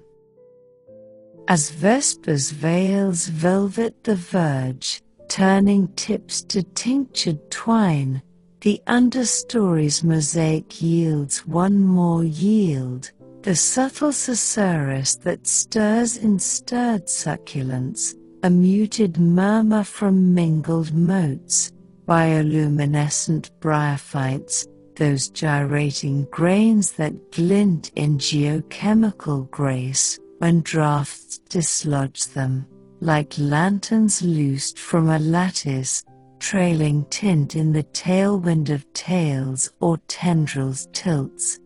This briar glow, a benign beacon for biotic bond wrought from luciferin and lucidity's liaison within the thallus, transfigures twilight treks into milky meanders, an enigma earthed in enticement or evasion, yet universally unvexing in its oniric overtone, evoking elf lights in eaves or lunar leavings from a ledge's lean. Here, at the hem of hush, it hyperlinks mid-gate and mantle, a lucent ligature that reassures, even as effulgence ebbs, essence endures, a musing marker marshalling toward the majestic mantras within, where vaster vigils vigil. Vigils vitalize. They trail. They ligature. And so, as the mid-gate murmurs its motifs in tethers and twines, in bonds and briar glows that enwrap the earth in endless easement, what pliant plaits might pluck us profounder into the ply, where mantle mysteries mend with mantras of their own?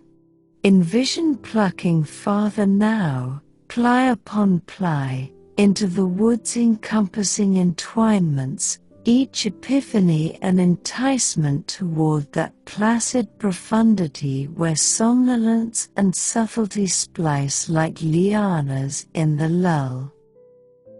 Those pliant plaits, pliable as the plaintive sequestered sonatas, inaugurate their insinuated invitation just beneath the scrim of the fold, where the midgates unspool like vellum in an unclasped vade mecum, importuning us to loiter in leagues where effulgence still sovereigns but commences to cleave its cincture with crepuscule, a transit as congenital as inhalation intensifying into noon's hush.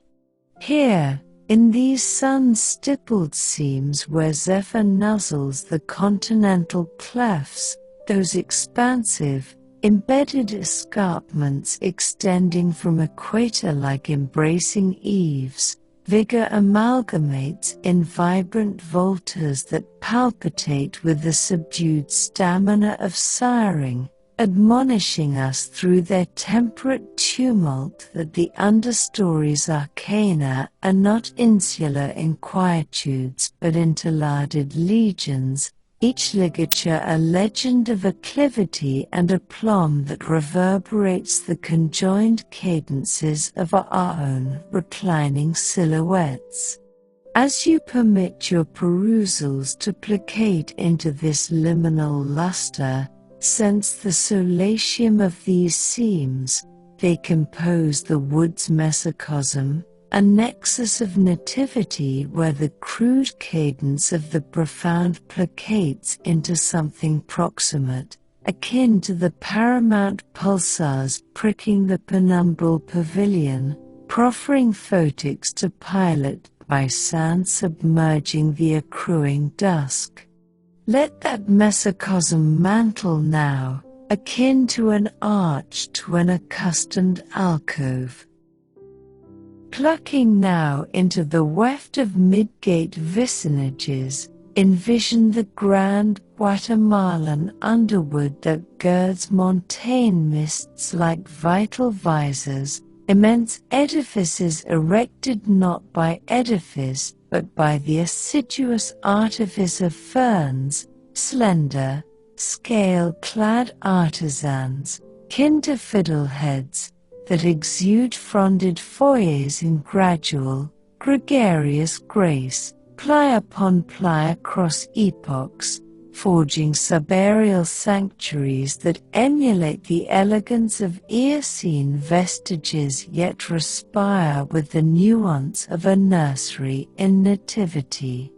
These underwoods, the planet's mesial biomes, unfurling for myriad square miles across Andean Alps and Himalayan hush, harbor a concerto of contours and chromas, Lithrolepus nestling like nested novenas ensnared in eternal emulsion, asplenium arched as arcane axioms, and terrace pendants deciduous as lapsed libations, all awash in avalanches of amphibians that amble through the arabesque akin to axons in an arbor, their cuticles coruscating cerulean and carmine in the sifted solar. The prodigy here inheres in the mutualism that moors them, a muted marriage where algal associates, chlorophyllous comrades cohabiting the frond's epidermis, akin to affable adjuncts bartering blaze for birth, exchange the sun's sequestered stamina for sanctuary, their trophic twirl transmuting barren bastions into boisterous bounty, a barrage that nourishes nectarivores and nomads alike, from sipping salamanders supping syrup into suds to resplendent resplendence reconnoitering overhead akin to shades of serenity. In this equilibrated exchange, much as a deep exhalation endows the frame toward quiescence, The underwoods impart a musing mildness, that magnitude matures from merger, importuning you to ponder how your own noontide loosening leans on latent leagues, the tacit tandems of tempo and tenor that enwrap you toward noctiluca, just as the draughts theretofore tugged us toward tolerance. Let that merger murmur now, merged and moored. Yet even as these ferned fiefdoms effloresce in the seam's clasp, they murmur of frailties that affix profundity to their poise, for ascending aridity in the enveloping ethers, nuanced vicissitudes in vaulted vapors, akin to a counterpane congealed cumbersome, can incite desiccation, where the asplenium eject their algal allies in a pallid protestation, standing sere and stark until moister modalities reinstate the tryst, a gyre of grief and genesis that mirrors the reflux of reservations in a restless reverie, admonishing that tenacity is not negation of novelty but the acumen to anneal, softly and sans spectacle.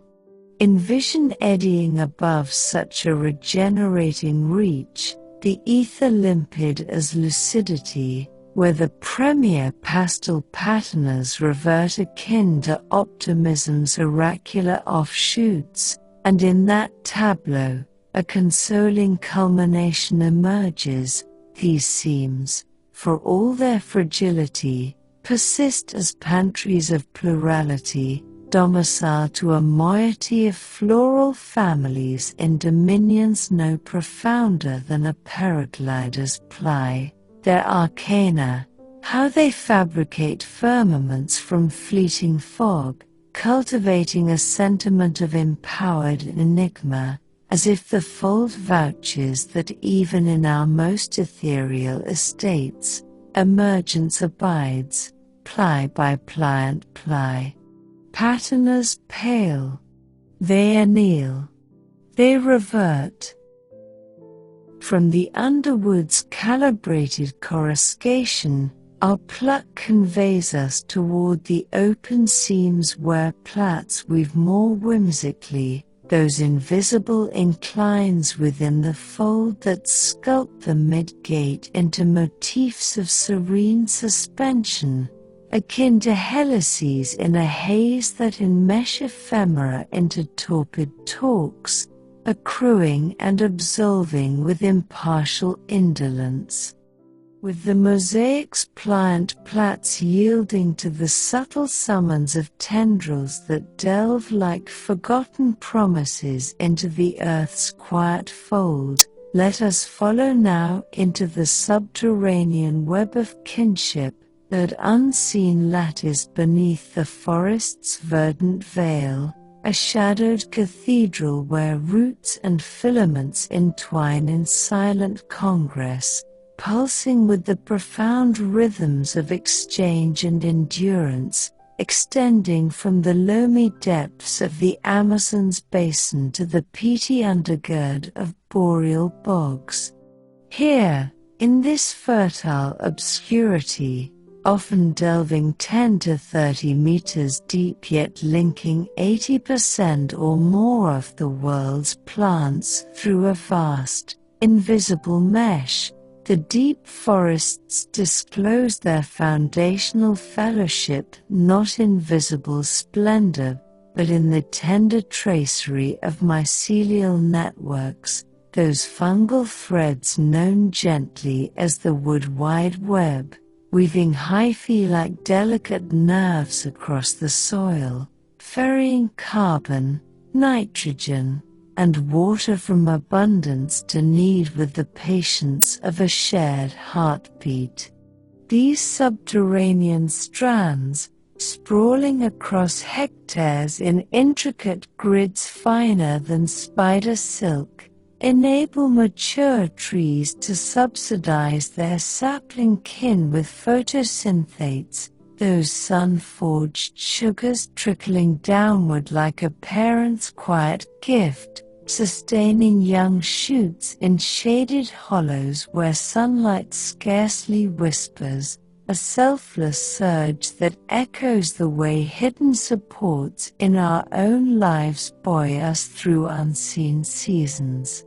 As you sense them now, threading through that dark, moist hush below the understory's sway, feel the reassuring tug of connection drawing your awareness earthward, harmonizing with the deepening ease of your breath, where this buried bond becomes a metaphor for the soul's restorative weave, mending what fragments in the light through alliances forged in the gentle dark.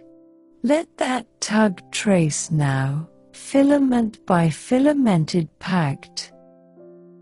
From this buried bastion, where the forest's surface sighs filter into muffled murmurs against the chambered clay, our reflections turn to the interplay of exchange that animates the web into a living ledger, a phenomenon where hyphae, those thread-like extensions of fungi, slender as the finest root hair, form symbiotic sheaths around feeder roots, creating ectomycorrhizal mantles that cloak the tips like protective gloves, or arbuscular varieties that branch inward like welcoming arbors, trading minerals pulled from reluctant soils for the carbohydrates dripped from leaf-veined heights. This reciprocal ripple, unfolding in slow, osmotic pulses, evokes contemplative catacombs etched in nutrient flows, each transfer a subtle summons to trace the veiled pathways that parallel the mind's own buried communions, transforming isolation into an intricate intimacy that dissolves solitude like dew into dawn's first warmth. Mycologists, with their careful cultivations in petri dishes and soil cores, gently unveil how these partnerships, ectomycorrhizae favoring woody kin like oaks and pines with their enveloping sheaths, arbuscular ones embracing herbs and grasses through branching intrusions, enhance uptake by hundreds of %, turning barren beds into bountiful banquets where phosphorus, once locked in clay, flows freely like a loosened sigh. And if you've ever felt the quiet solidarity of a shared meal around a fireside, or the unspoken aid of a friend extending a hand in shadowed hours, those small acts that remind us we're never truly alone, you'll recognize this underground grace, a universal undercurrent that bridges the divide between giver and given, murmuring that the forest's depth thrives not in solitary striving but in the artful art of mutual mend. Here, in the web's woven ward, resides a deeper stratum of wonder. Why do these filaments choose such devoted designs, yielding to the root's collective call like companions attuned to an inner cadence? The biology of symbiosis, akin to neighbors pooling harvests in a village square, suggests it's the evolutionary elegance of mutual benefit, fungi gaining fixed carbon for growth, plants gaining mobilized minerals for vigor, that crafts this communion, yet the truer enchantment persists in its invitation to yield, allowing your thoughts to follow those nutrient trails without strain, each pulse a pathway toward repose profound and shared. Threads entwine. They exchange. They endure. As the diurnal veil above drifts into evening's softened shroud, this exchange's elegance deepens, revealing another layer of the web's tranquil tenacity, the mediation of defense signals that ripple through the hyphal highways like whispers of warning, where infested roots release chemical cues, simple volatiles like ethylene, that faint fruit scent signaling stress, that travel meters in minutes, alerting neighboring kin to bolster their own barriers with tannins or thorns before the threat arrives. Imagine it now, this vigilant vigilance humming in the humus, a network where a single aphid's assault on one birch sends mycorrhizal missives to encircle elders, prompting a collective fortification that spares the grove from cascade collapse, their shared resilience a remnant of cooperative coevolution honed over hundreds of millions of years, since the first land plants enlisted fungal allies some 460 million years ago to conquer the shore's sterile sands. In ancient groves like the Hoh rainforest's moss-draped halls, where fallen logs serve as nurse cradles, rotting giants birthing hundreds of seedlings from their decaying frames, this signal symphony sustains old-growth havens, where the web's equity in resources, carbon shuttled to the shaded, water to the wilted, fosters a balance as steady as the tide's return, turning potential peril into patterned poise. These fungal filaments, these faithful forerunners, spin an expansive, protective quilt beneath the boughs, perceptible in the thriving thickets that testify to the subterranean web's role as the planet's verdant mediator, inhaling imbalance and exhaling equity in harmonious handoff. And as you picture them now, pulsing in that earthen hush, recognize a resonance with their resolute relay, for they show that even the most concealed cautions contribute to the greater guard, much like the quiet warnings we heed from loved ones in times of trouble. Their puzzles, how far these signals truly communicate intent, or merely mimic mechanical math, offering a soothing spur toward trust in nature's nested narratives, where your own twilight transition is but one cue in the current. Pause in this web's watchful weave, sensing the forest's unspoken care mirror the comforts we offer each other in unseen ways. Let that cue carry now, like a signal through shadowed soil. Let this vigilant weave draw us nearer still, into the resource realms that populate the web's windings like communal coffers in a vast, veiled vault, locales where the forest's mysteries multiply not in separation, but in the gracious grants of mature monarchs, those elder oaks or firs that, through extra-radical hyphae, fungal extensions beyond their own roots, like helpful neighbors sharing across a fence, divert up to 40% of their photosynthetes to struggling siblings or unrelated saplings, fostering groves where the weak are woven into wholeness rather than weeded out. Foremost among these benefactions are the hub trees of temperate woodlands, those central cedars encircled by satellite kin, their radial networks radiating aid like spokes from a wheel's quiet core, providing not just sustenance but structural stay, anchoring against wind's wild whim while fallen nurses, logs in states of slow surrender, host epified orphans that pioneer the next generation's perch.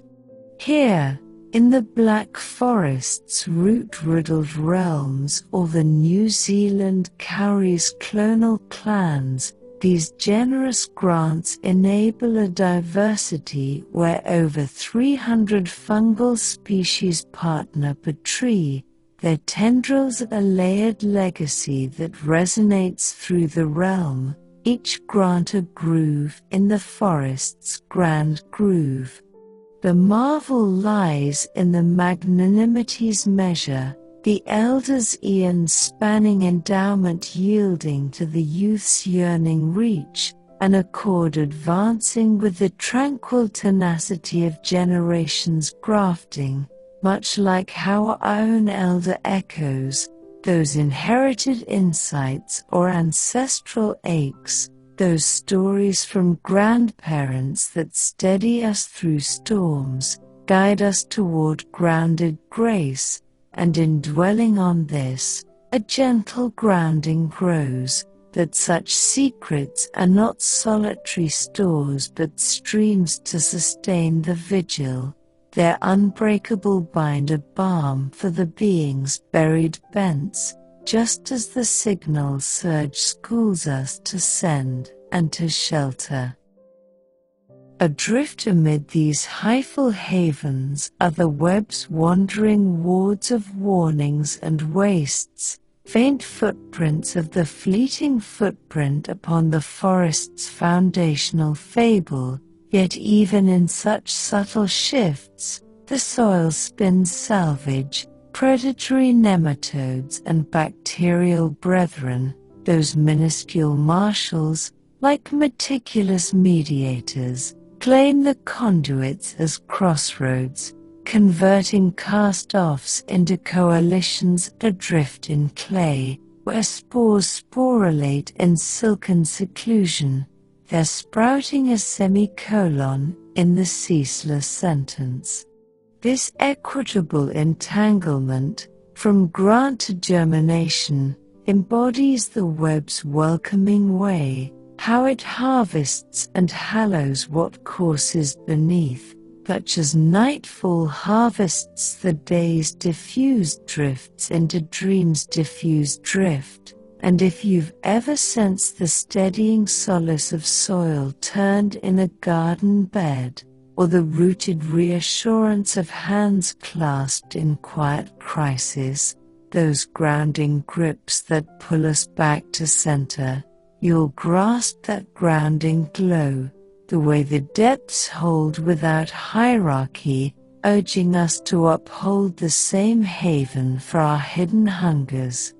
As faint flickers from above filter through fractured fissures, they forge fleeting forms that flicker like fireflies in the fen, timing tides in a timer of telluric throbs too tempered for tumult, each throb a theorem in the web's woven wonder, where the riddle of their reach, from diffusive drifts diligent draw, that nuanced nudge from osmotic osmosis, like a drop straw altering the delta, morphs from maze to mercy, highlighting the habitat's harmonious hum, a profound pulse that pacifies us all toward parity. Let that pulse propagate softly now, like a grant through generous ground. Now, as the light above lessens toward night's nested navy, contemplate the pulses themselves, those subterranean surges that stir the soil like sighs stirring silt, engendering eddies that ebb and expand in earthen elegance, each wavelet a wistful weave wrought of wetting between web and ward, ferrying fragrances of fungus and fallen to blend with the bedrock's basal breath. Pulses, patterned by pressure variances across the vaults, Saturated seams swelling like a sponge, drier drifts drawing to dampen the dearth, configure the under-earth into migratory mains and monsoon meanders, steadfast siblings that sluice sugars and summon swells, yet harbor hints in their hushed heaves, like the calm cause within cavernous clays where cavers once crouched, cradled in congealed currents that mirrored their marrow's murmurs or might.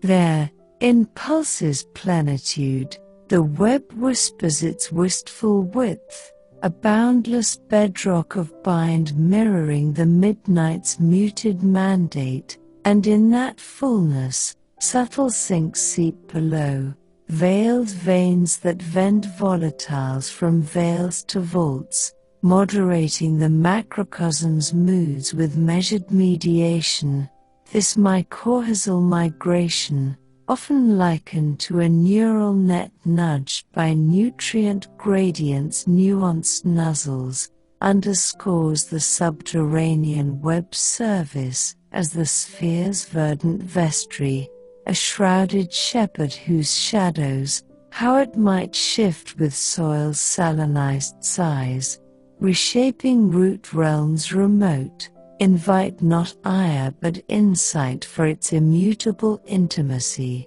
much as a murmured mantra massages the mind ere midnight's mantle merges it. Pulses propagate. They provision. They preserve.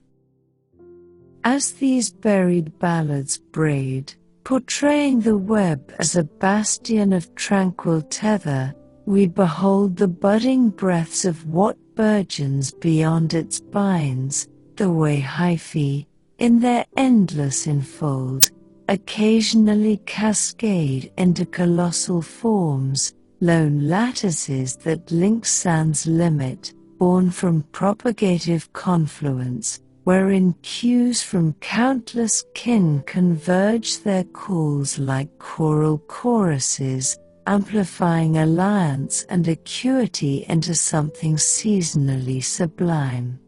These spectacles, spanning stadia in sporadic splendor, have been mapped by micromappers as marvels of modesty, yet in myth, they manifest as myths of the mantle's majestic mutuality, reminding that even in enclosure, the earth enfolds empires of empathy, much like the latent loyalties that lace our laments. And yet, for every epic extension, myriad micro-meshings persist, vesicular vesicles too veiled to visualize but vibrated in the vibe's vague vibration, generated by the gentlest grant, illustrating the fractal fidelity of the fold, figures recurring from fathomless to fine, a philosophical pulsation of how meager misgivings, mulled from the mantle, meld into the manifold meld, much like the canopies' patterns repeating rootward in endless harmony. In this meshed minuet, the web whispers welcome, its lattice a low gate to the luminous lore above, where dark deepens and dawn dawns. Let that fractal fidelity now find to fathomless. Let us linger a lumen on the clay itself, that bridal bed of bind distilled when duff delves in osmotic odes, dispersing in diaphanous draughts that unleash a loamy, lignin-laced bouquet, a native nostrum refined from rot into renewal, each clod a compact cosmos, its cortex a gossamer girdle of geosmin molecules drawn delicate, diffracting dusk in dusky diadem before blending back to the bed, a gyre as graceful as a glide unglued.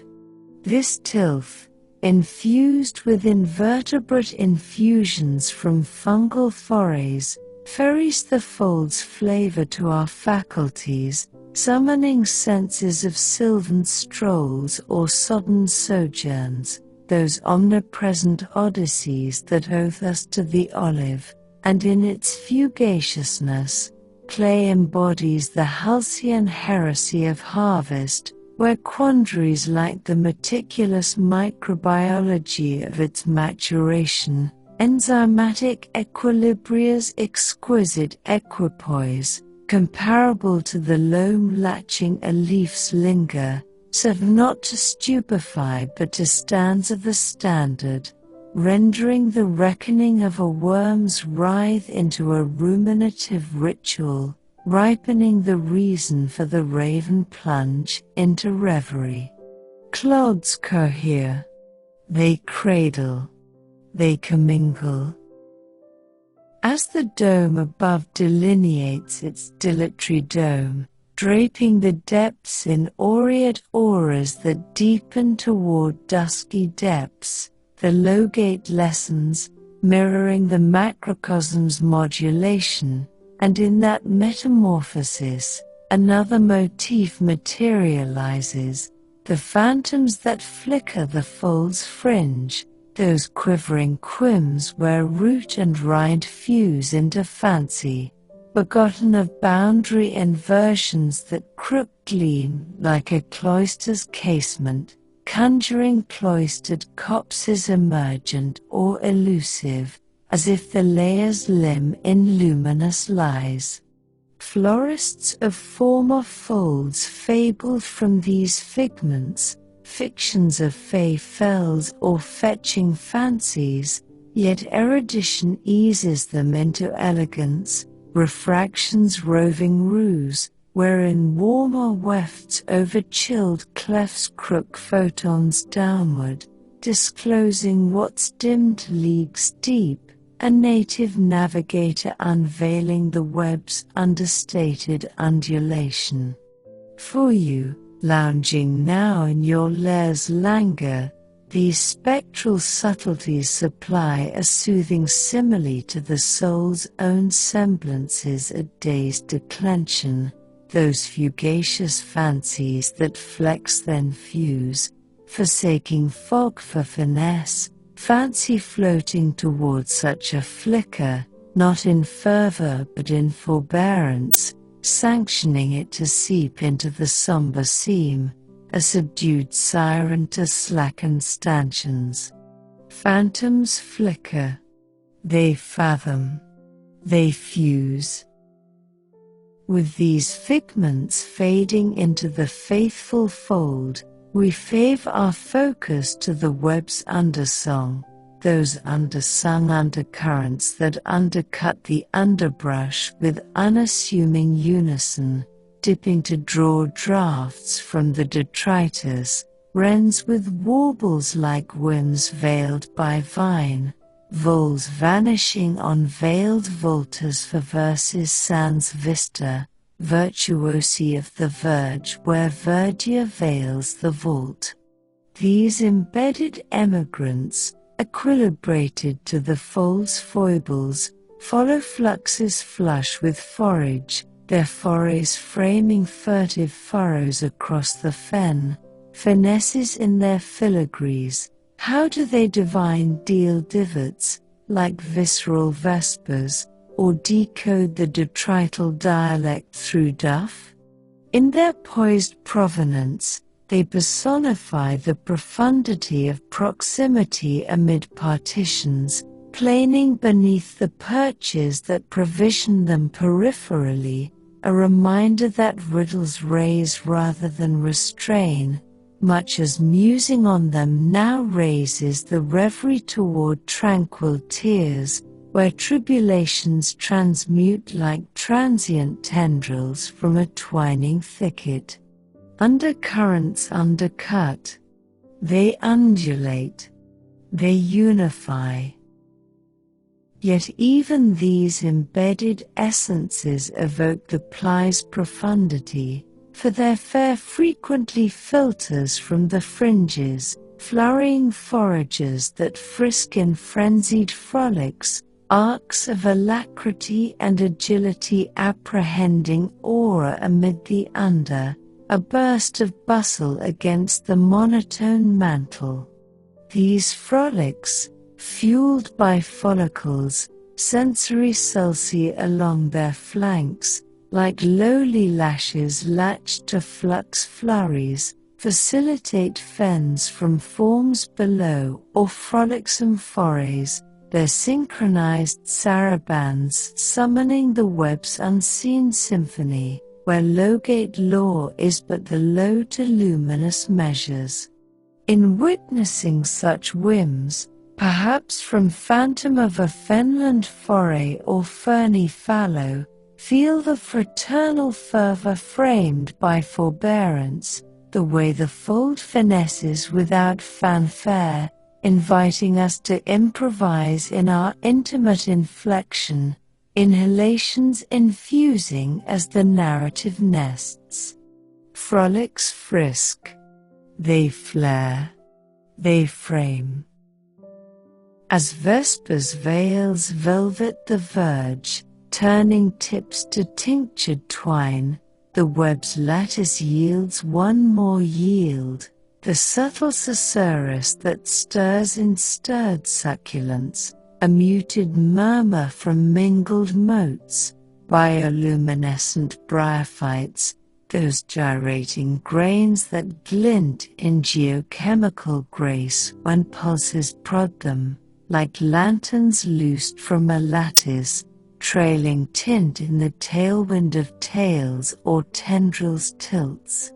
This briar-glow, a benign beacon for biotic bond wrought from luciferin and lucidity's liaison within the thallus, transfigures twilight treks into milky meanders, an enigma earthed in enticement or evasion, yet universally unvexing in its oniric overtone, evoking elf lights in eaves or lunar leavings from a ledge's lean.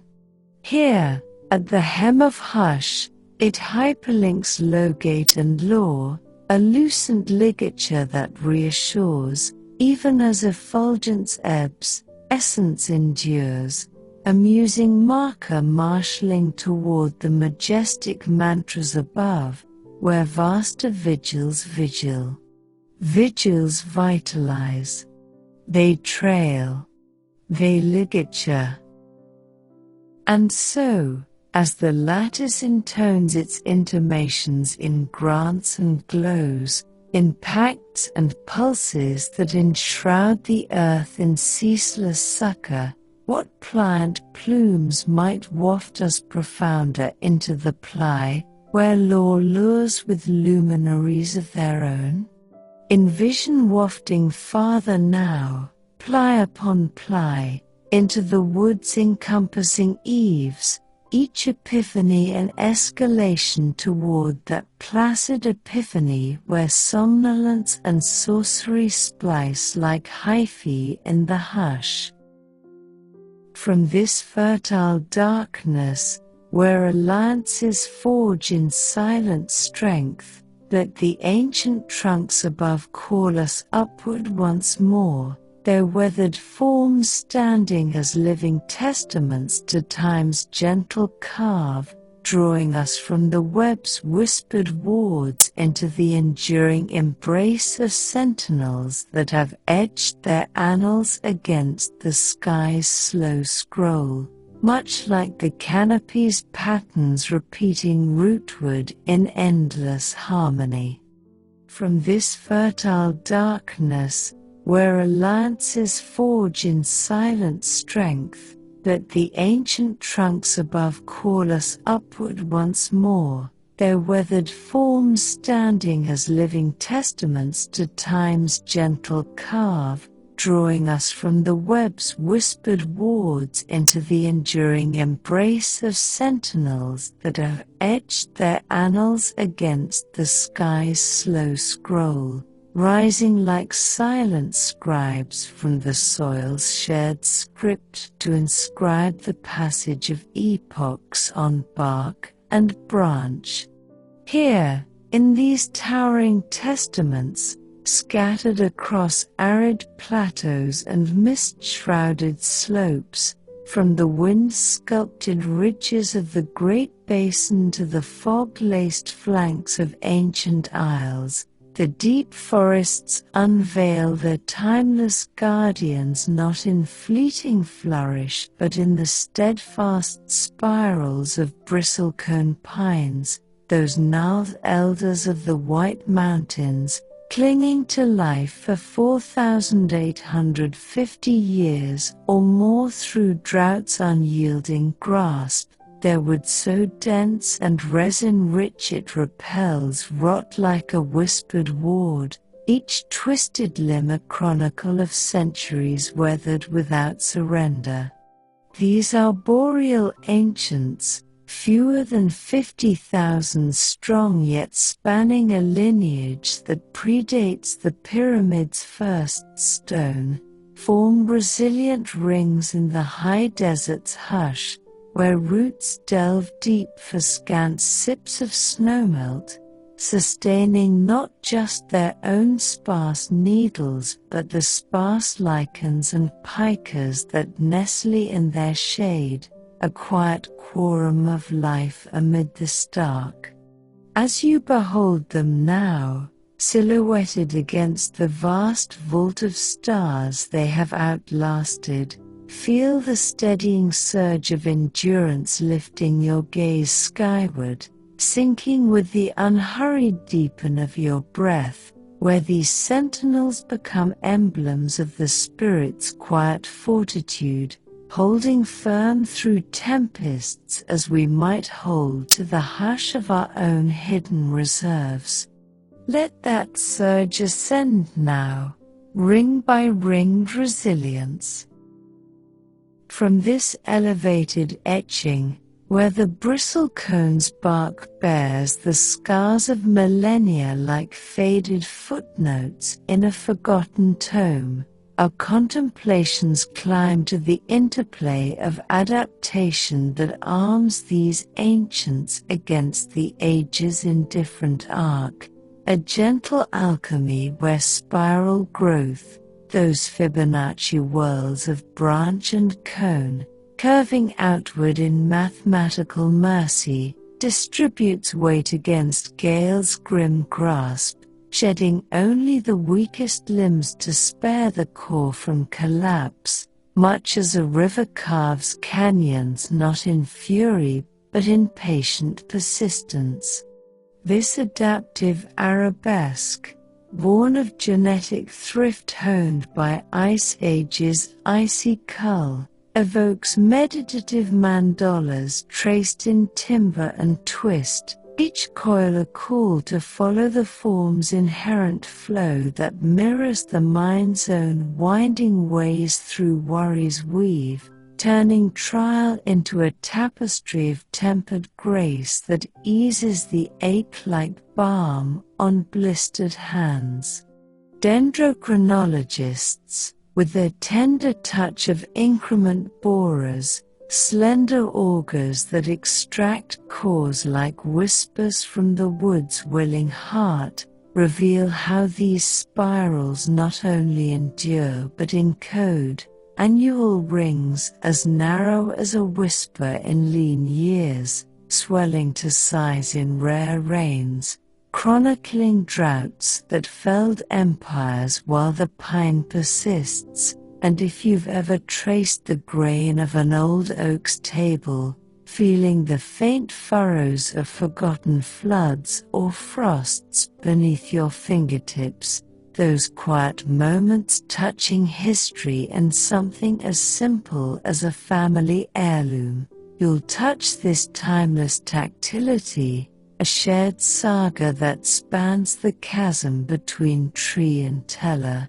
murmuring that longevity's secret blooms not in brute resistance, but in the supple surrender to season's subtle shift.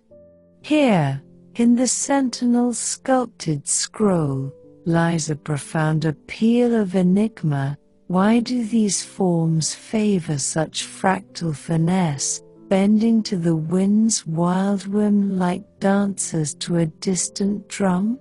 The botany of resilience, akin to a sailor's not yielding yet holding fast, whispers it's the interplay of hormone cues, auxins guiding growth's gentle gyre, that crafts this constancy, yet the deeper draw lingers in its lure to lean in, letting your vision voyage those varnished veins without vigil, each twisted turn toward tranquility vast and veiled.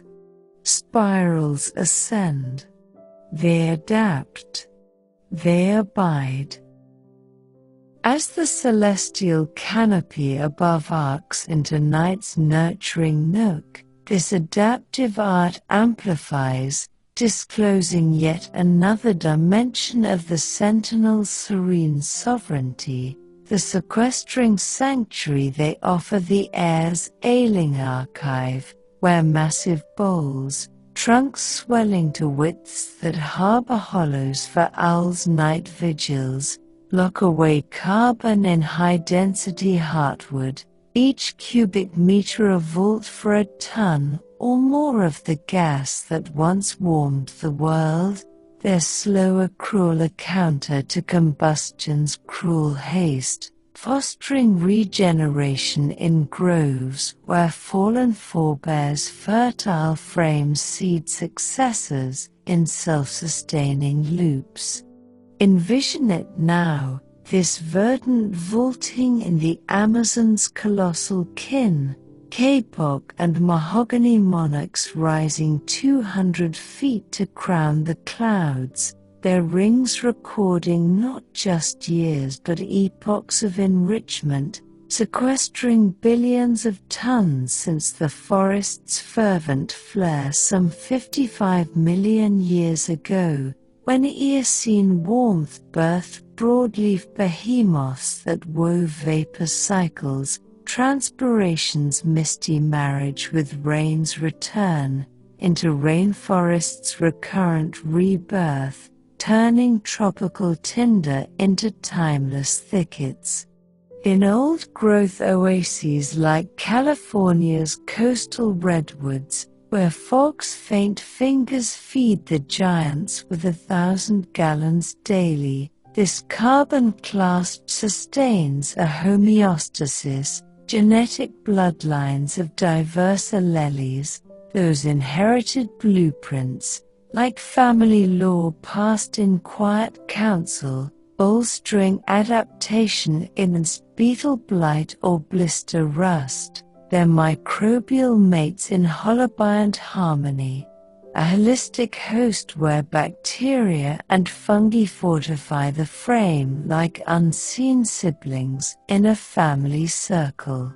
These towering treasuries, these tireless trustees, erect an expansive, equilibrating edifice across the equators, evident in the emerald expanses that attest to the Sentinel's station as the planet's verdant vault, inhaling excess and exhaling equilibrium in eternal exchange, and as you imagine them now, vaulting in that vapor-veiled vigil, perceive a partnership with their poised provision, for they illustrate that even the mightiest masses contribute to the measured mend, their mysteries, how these loops might lag under latitude's lax, reshaping regeneration's reach, offering a contemplative caress toward credence in creation's coiled cadences,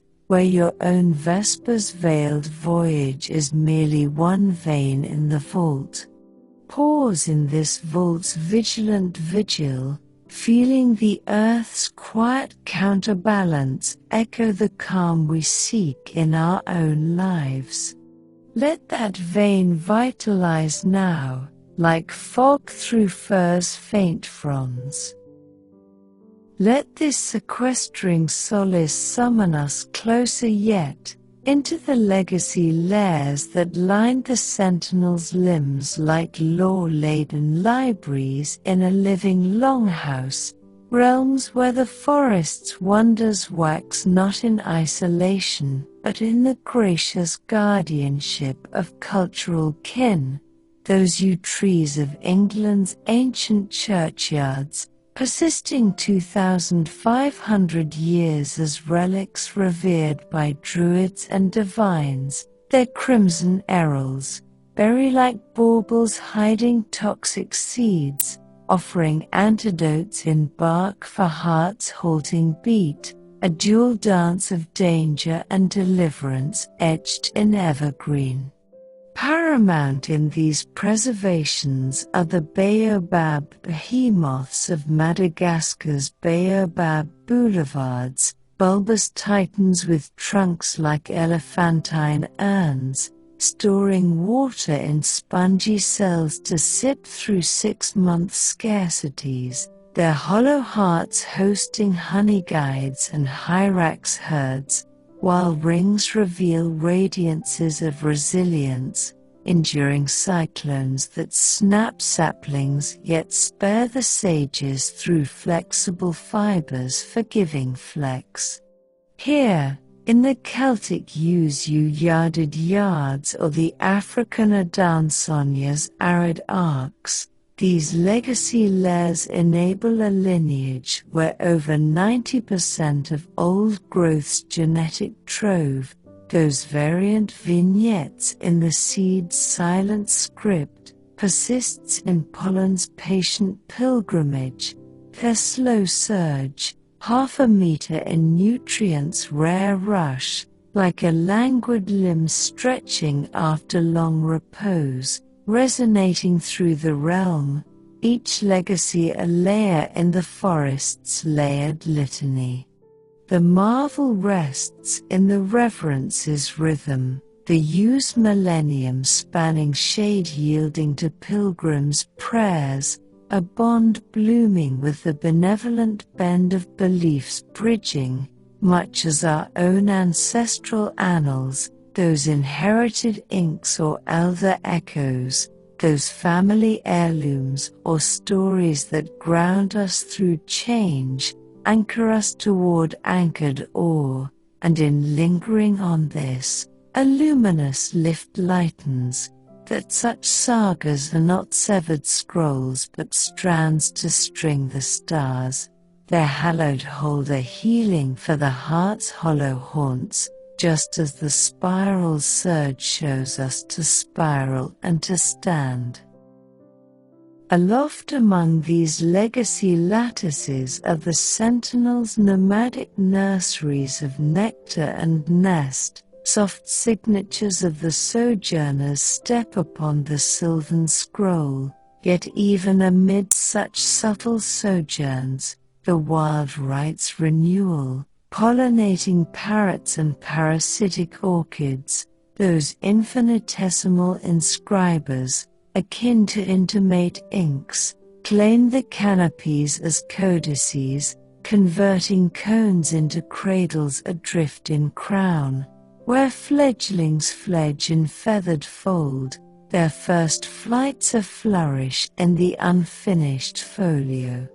This reverent ripple, from Ariel to emergence, embodies the sentinel's sacred sweep, how it gathers and glyphs what graces its girth, much as gloaming gathers the day's diffused drafts into dream's diffused draft. And if you've ever paused beneath a patriarch pine on a pilgrim path, or pondered the parables in a baobab's bulbous base, those timeless trees that feel like chapters from our collective past, you'll plumb that profound pulse, the way the ancients archive without arrogance, beckoning us to bestow the same benediction upon our bygone burdens.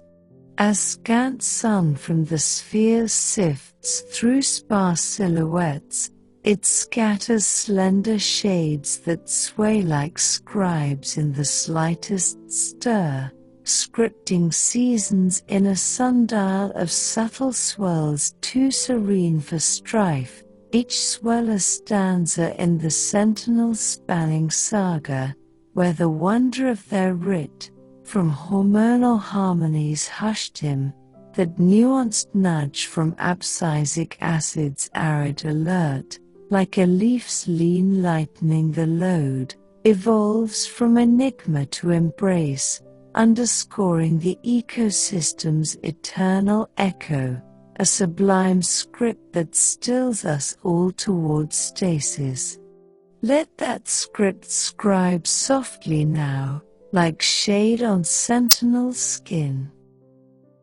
Now, as the nocturnal nave above nestles into night's nested navy, muse upon the swirls themselves, those arboreal ascents that animate the ancients like auras ascending from an altar, birthing billows that blew and bow in bark-bound beauty, each bough a brief breath born of balance between bowl and breeze, wafting whirls of wood and wild to mingle with the meadow's muted moan.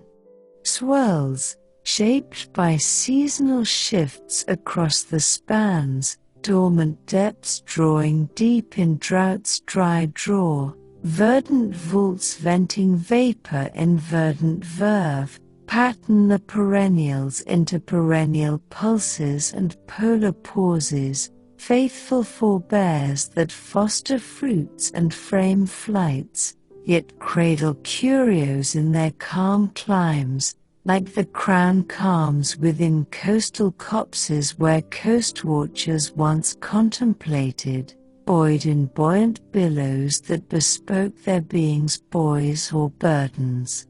There, in swirl's serenity, the sentinels sing their spanning song, a boundless bowl of bind mirroring the moon's muted mandate, and in that breath, subtle sinks seep below, veiled veins vending volatiles from veils to vaults, moderating the macrocosm's moods with measured mediation. This cambial circulation, often likened to a cardiac core cued by cytokinin's kindling kiss, those growth-promoting signals that nudge cells to divide like a gentle encouragement, highlights the ancient's agency as the orb's verdant vow, a veiled vanguard whose visions, how it may veer with vapor's vexed variance, remolding ring realms remote, invite not unease but uplift for its unyielding unity,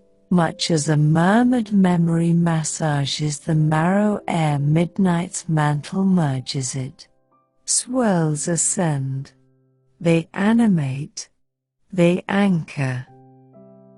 As these eternal elegies entwine, etching the sentinels as sanctuaries of tranquil time, we espy the emergent echoes of what endures beyond their etch. The way bows, in their boundless bend, sometimes surge into singular forms, lone leviathans that loom sands like, forged from fortuitous fusion, wherein winds from wide worlds weave their ways like woven wards, magnifying majesty and metal into something momentarily mythic.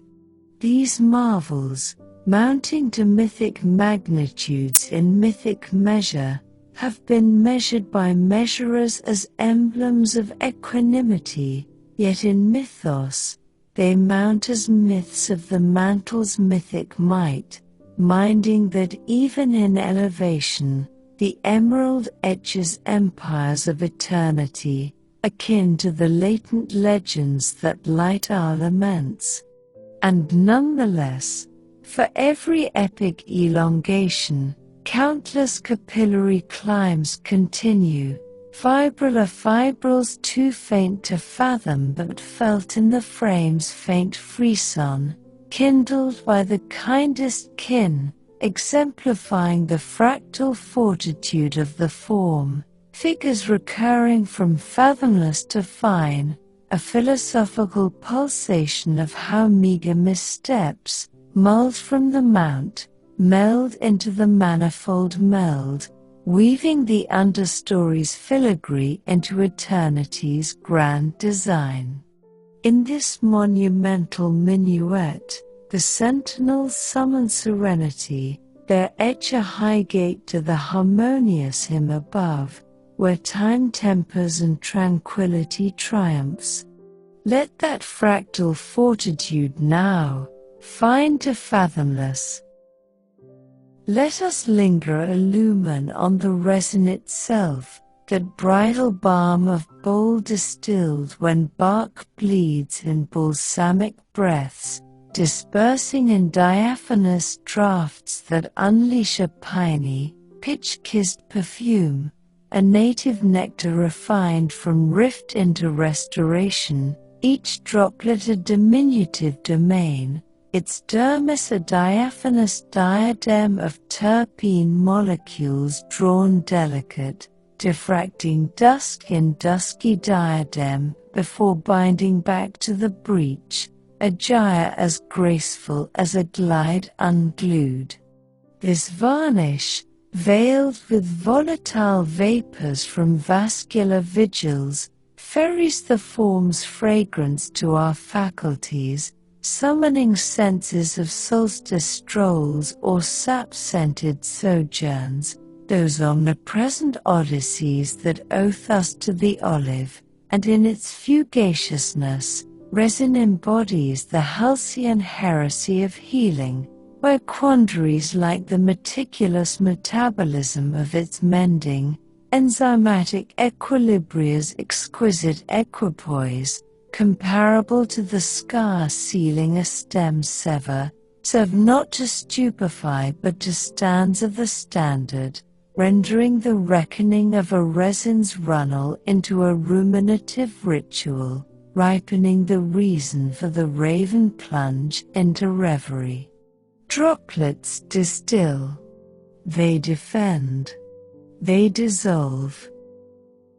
As the dome delineates its desultory dome, draping the depths in aureate auras that deepen toward dusky depths, the Highgate hallows, mirroring the macrocosm's modulation, and in that metamorphosis, another motif materializes, the phantoms that flicker the form's fringe, those quivering quims where bowl and blue fuse into fancy, begotten of boundary inversions that crook gleam like a cloister's casement, conjuring cloistered canopies emergent or elusive, as if the layer's limb in luminous lies. Arborists of ancient arcs authored from these apparitions, annals of arboreal apparitions or alluring auras, yet erudition eases them into elegance, refraction's roving ruse, wherein warmer wefts over-chilled clefts crook photons downward, disclosing what's dimmed leagues aloft, a native navigator unveiling the sentinel's understated undulation.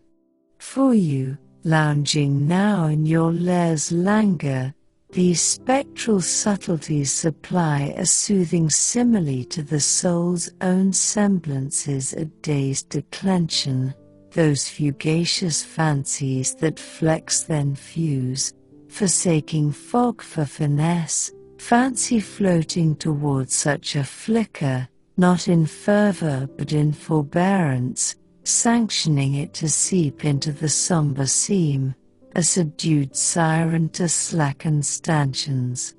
Phantoms flicker. They fathom. They fuse. With these figments fading into the faithful form, we favor our focus to the sentinel's song, those undersung undercurrents that undercut the underbrush with unassuming unison, dipping to draw draughts from the detritus, wrens with warbles like whims veiled by vine, voles vanishing on veiled vaulters for verses sans vista, virtuosi of the verge where verdure veils the vault.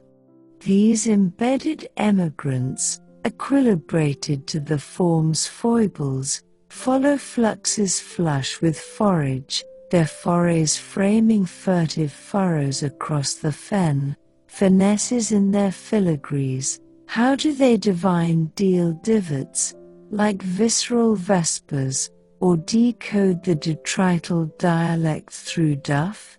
In their poised provenance, they personify the profundity of proximity amid partitions, planing beneath the perches that provision them peripherally, a reminder that riddles raise rather than restrain, much as musing on them now raises the reverie toward tranquil tears, where tribulations transmute like transient tendrils from a twining thicket. Songs surge. They soar. They sustain. Yet even these embedded essences evoke the forms fathomless, for their fare frequently filters from the fringes, flurrying foragers that frisk in frenzied frolics, arcs of alacrity and agility apprehending aura amid the ascent, a burst of bustle against the monotone mantle. These frolics, fueled by follicles, sensory sulci along their flanks, like lofty lashes latched to flux flurries, facilitate fens from forms below or frolicsome forays, their synchronized sarabands summoning the sentinel's unseen symphony, where Highgate hymn is but the high to harmonious measures. In witnessing such whims, perhaps from phantom of a fenland foray or ferny fallow, feel the fraternal fervor framed by forbearance, the way the form finesses without fanfare, inviting us to improvise in our intimate inflection, inhalations infusing as the narrative nests. Frolics frisk. They flare. They frame. As Vespers veils velvet the verge, turning tips to tinctured twine, the sentinel's edge yields one more yield, the subtle susurrus that stirs in stirred succulence, a muted murmur from mingled motes, subtle sap glow in the bark's quiet veins, those faint flickers kindled by the day's last light when swells stir the sap, like lanterns loosed from a lattice, trailing tint in the tailwind of tails or tendrils tilts.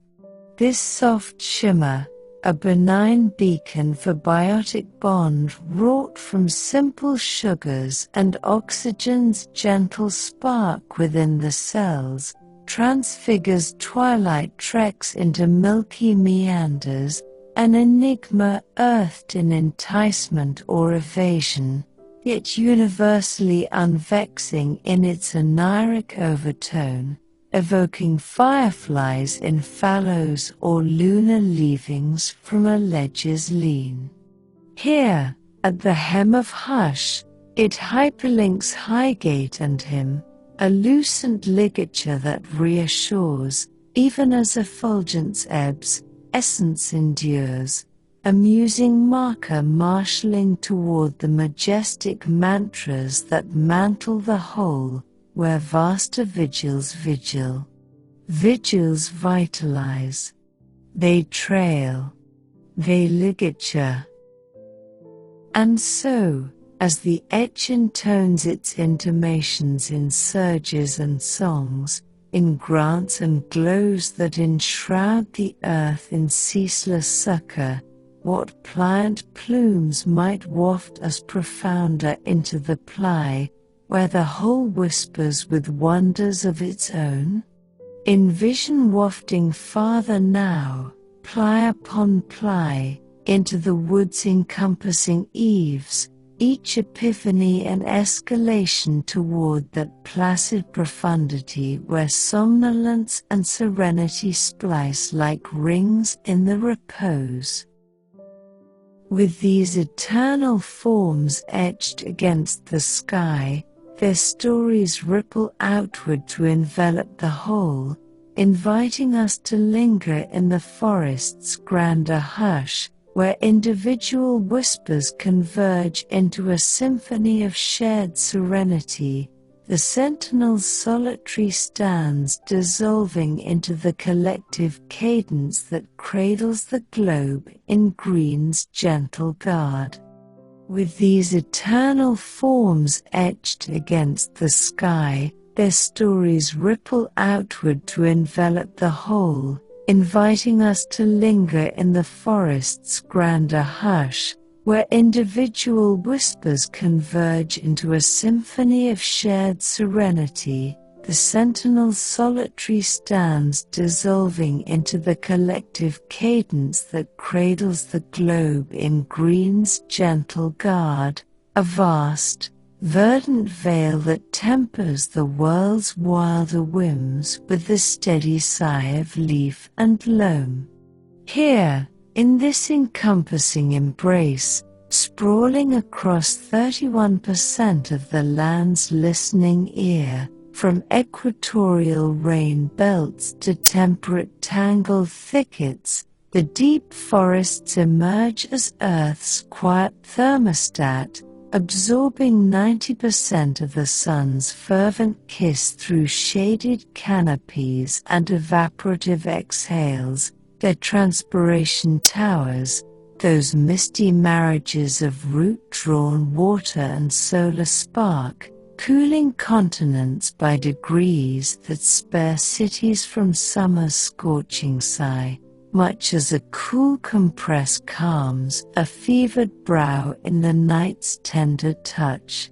These global guardians, woven from the same ancient weave that birthed broadleaf blankets 55 million years past, form resilient rings around the poles and tropics, where old-growth oases, those untouched elders sequestering twice the carbon per acre of their younger kin, counter the cruel loops of warming feedback, their fallen frames fostering fungal feasts that recycle rot into renewal, turning what might unravel into a rhythm as reassuring as the rain's return. As you sense it now, this planetary poise humming beneath the boughs' broad hush, feel the soothing sink of their steadying sway aligning with your own evening ease, where the forest's far-reaching fold becomes a mirror to the mind's own measured mend, inviting release into the rhythm that holds us all in harmless harmony. Let that harmony hum now, cycle by cycling cadence. From this holistic hush, where the sentinel's sequestered sighs blend into the biosphere's broader breath, our reflections broaden to the cultural chorus that echoes through the eaves, a living legacy sustaining 1.6 billion souls in the wood's welcoming weave, from Amazonian artisans harvesting latex for life's liquid line to Himalayan herders herding yaks through you-shaded yokes, their traditions a tapestry of tender takings that honor the harvest without haste. This human harmony, unfolding in rhythms as rooted as the radish's reach, evokes contemplative cloisters carved from communal care, each customer called to trace the trails that parallel our own paths of provision and pause, transforming potential plunder into a pact of profound respect that eases the edge like elders' lore shared by firelight's faint flicker. Ethnobotanists, with their gentle gleanings from grove dwellers' guarded gardens, illuminate how these peoples, indigenous stewards shaping 70% of the globe's remaining groves, nurture not just their needs but the niche's nuanced needs, selective silviculture, that careful choice of which branch to bend or berry to borrow, preserving pollinator paths and predator perches in balanced bounty. And if you've ever savored the subtle spice of a wild foraged find, or felt the fellowship of a family feast drawn from earth's easy yield, those gatherings where stories flow as freely as the shared plate, you'll know this kinship keenly, a universal undertone that mends the divide between dweller and domain, murmuring that the forest's gift thrives not in greedy grasp, but in the graceful give and take of generations grazing. Here, in the cultural canopy's cloaked chorus, resides a resonant realm of riddle. Why do these harmonies hold such healing hold, yielding to the wild's wilder ways like wanderers to a well-worn way? The anthropology of affinity, akin to a village well where all draw deep yet leave it full, suggests it's the interwoven wisdom, myths mirroring mycelial meshes, taboos tethering to trophic ties, that crafts this continuity, yet the deeper delight dwells in its draw to dwell, permitting your musings to meander those ancestral avenues without weight, each echo an embrace toward ease eternal and earned. Harmonies hold, they harvest, they heal.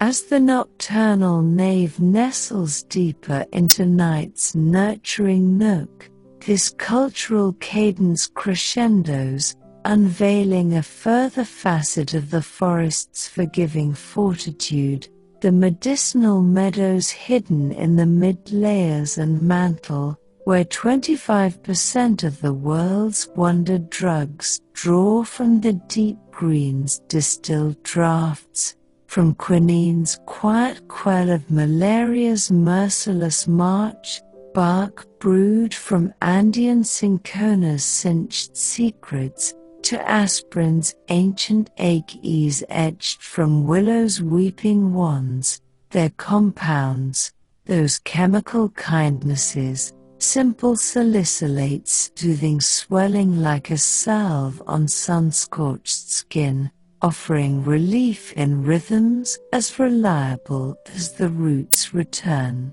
Picture it now, this apothecary's hush in the heart of the haze, where indigenous healers harvest heartwood hints and leaf-laced lotions, their lore a layered ledger of trial and tender touch that tempers tropical trials, from curari's calm for surgery's sharp slice to paclitaxel from Pacific U's yielding yield, a taxane tonic taming tumors since the 1960s serendipitous sift.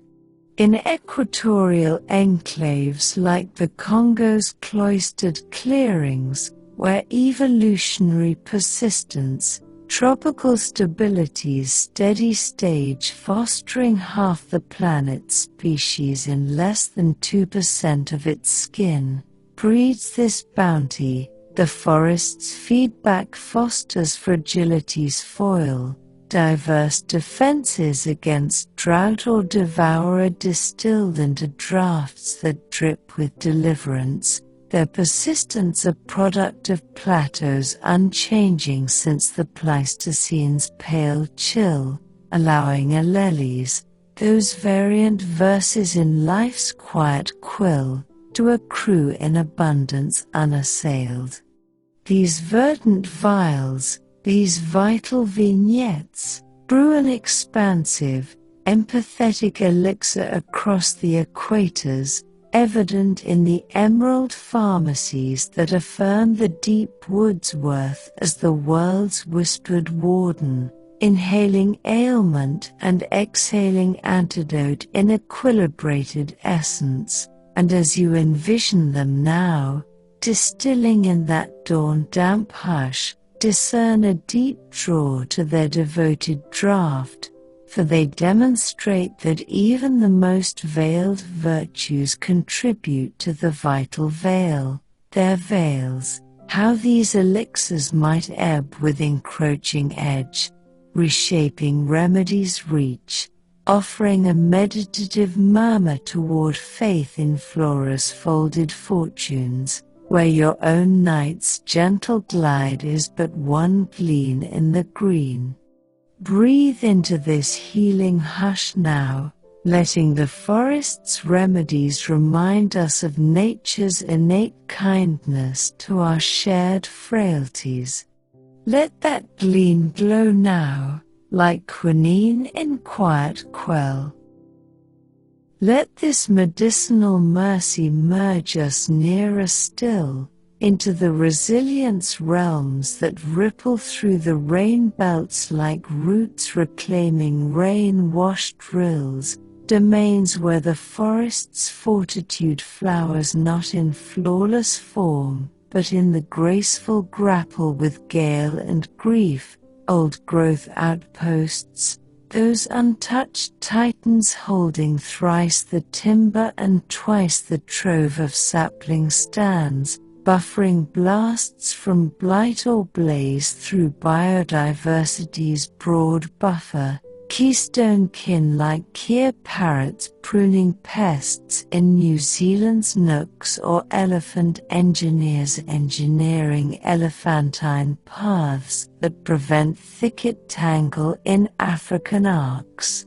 Foremost in these rebounds are the boreal bastions of Canada's cloaked coasts, where fire's fierce forge, crown scorching infernos every 50 to 200 years, free serotinous cones, those sealed seeds sprung by smoke singe, like secrets from a sealed scroll waiting for the right spark, to birth phoenix forests from ashes ashen arms, their post-blaze bloom a balanced backlash against monoculture's monotonous march.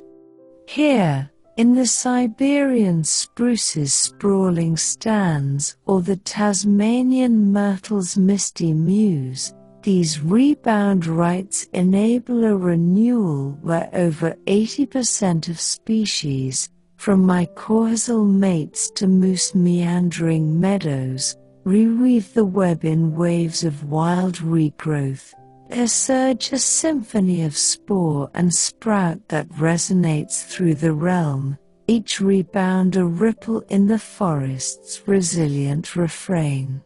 The wonder whirls in the rebound's rhythm, the blaze's brutal breath yielding to the branch's benevolent bend, a cycle cycling with the calm constancy of comets curving, much like how our own hidden hurts, those heart heaves or horizon shifts, think of scars that fade into stories of strength we carry forward, herald healing's hushed herald, and in musing on this, a muted mightiness mends, that such struggles are not shattered shards but seeds to sow the stars, their forged fortitude a foster for the frayed, just as the harmony's harvest teaches us to harvest and to hold. Afloat amid these rebound rivulets are the forest's fleeting forays of fragility and flare, faint flickers of the forager's foot upon the foundational fable, yet even in such shadowed shifts, The soil sows salvation, resilient rhizomes and raptor roosts, those infinitesimal influences, akin to intimate inks, claim the clearings as canvases, converting char into choruses adrift in crown, where fledglings flourish in feathered fold, their first flights a flourish in the unfinished folio. This rebounding ripple, from blaze to bloom, incarnates the forest's forgiving fold, how it gathers and glyphs what grazes its girth, much as gloaming gathers the day's diffused drafts into dream's diffused draft. And if you've ever witnessed a meadow mend after meadowlark's morn, or marveled at the march of moss reclaiming stone's stern stare, those quiet comebacks in nature that inspire our own recoveries, you'll plumb that profound pulse, the way the wild writes without wrath, beckoning us to bestow the same benediction upon our broken boughs. As scant sun from the spheres sifts through scorched silhouettes, it scatters slender shades that sway like scribes in the slightest stir, scripting seasons in a sundial of subtle swells too serene for strife, each swell a stanza in the forest's spanning saga, where the wonder of their writ, from hormonal harmonies hushed him, that nuanced nudge from abscisic acid's arid alert, like a leaf's lean lightening the load, evolves from enigma to embrace, underscoring the ecosystem's eternal echo, a sublime script that stills us all towards stasis. Let that script scribe softly now, like shade on scorched skin.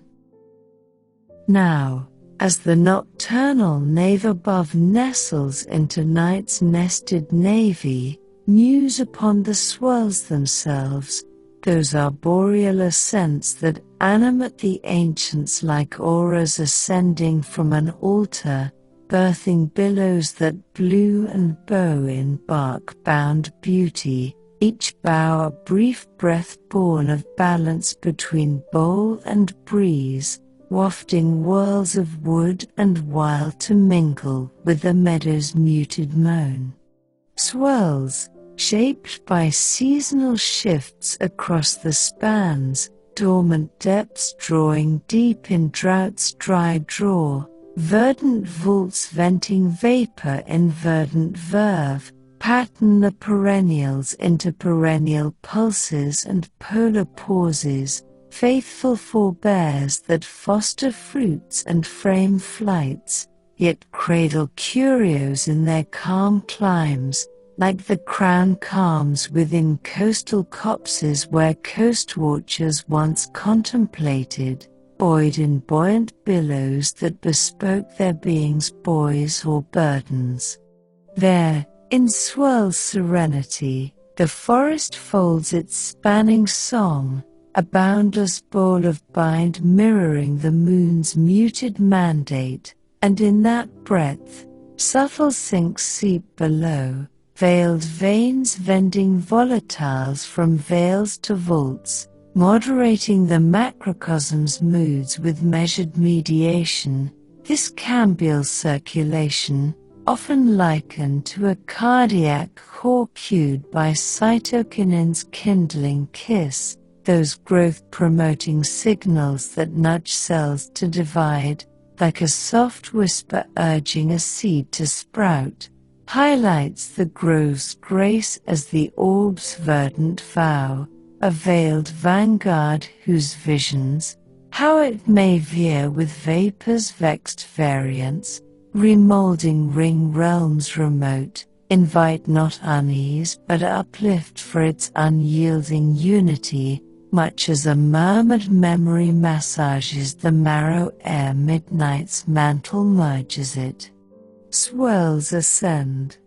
They animate. They anchor.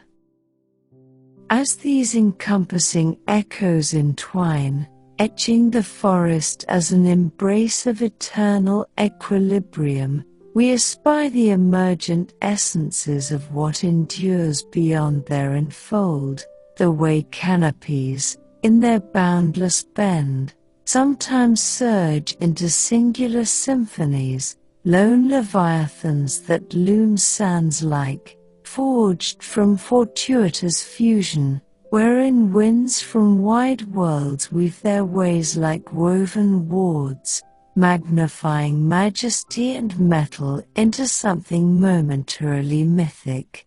These marvels, mounting to mythic magnitudes in mythic measure, have been measured by measurers as emblems of equanimity, yet in mythos, they mount as myths of the mantle's mythic might, minding that even in elevation, the emerald etches empires of eternity, akin to the latent legends that light our laments.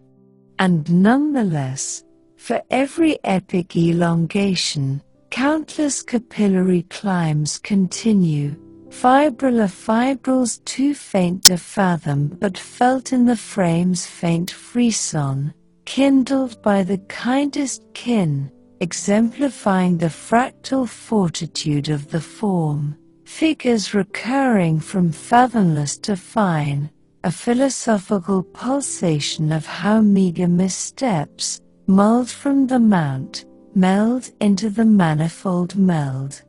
In this monumental minuet, the forest folds serenity, its enfolded grand gate to the harmonious hymn that holds the hush, where time tempers and tranquility triumphs.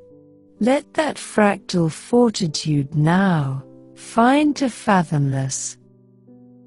Let us linger illumin on the canopy itself, that bridal balm of bowl distilled when bark bleeds in balsamic breaths, dispersing in diaphanous draughts that unleash a piney, pitch-kissed perfume, a native nectar refined from rift into restoration, each droplet a diminutive domain, its dermis a diaphanous diadem of terpene molecules drawn delicate, diffracting dusk in dusky diadem before binding back to the breach, a gyre as graceful as a glide unglued.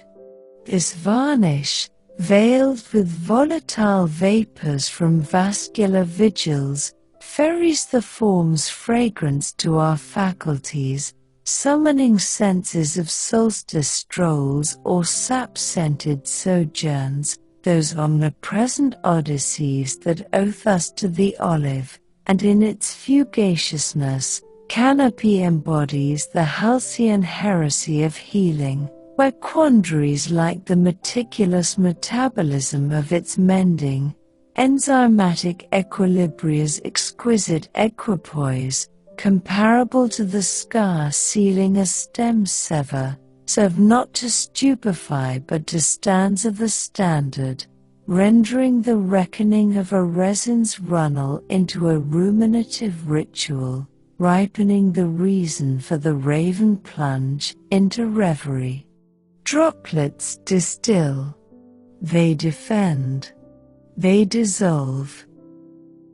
As the dome delineates its desultory dome, draping the depths in aureate auras that deepen toward dusky depths, the grand gate glows, mirroring the macrocosm's modulation, and in that metamorphosis, another motif materializes, the phantoms that flicker the form's fringe, those quivering quims where bowl and blue fuse into fancy, begotten of boundary and versions that crook gleam like a cloister's casement, conjuring cloistered canopies emergent or elusive, as if the layer's limb in luminous lies.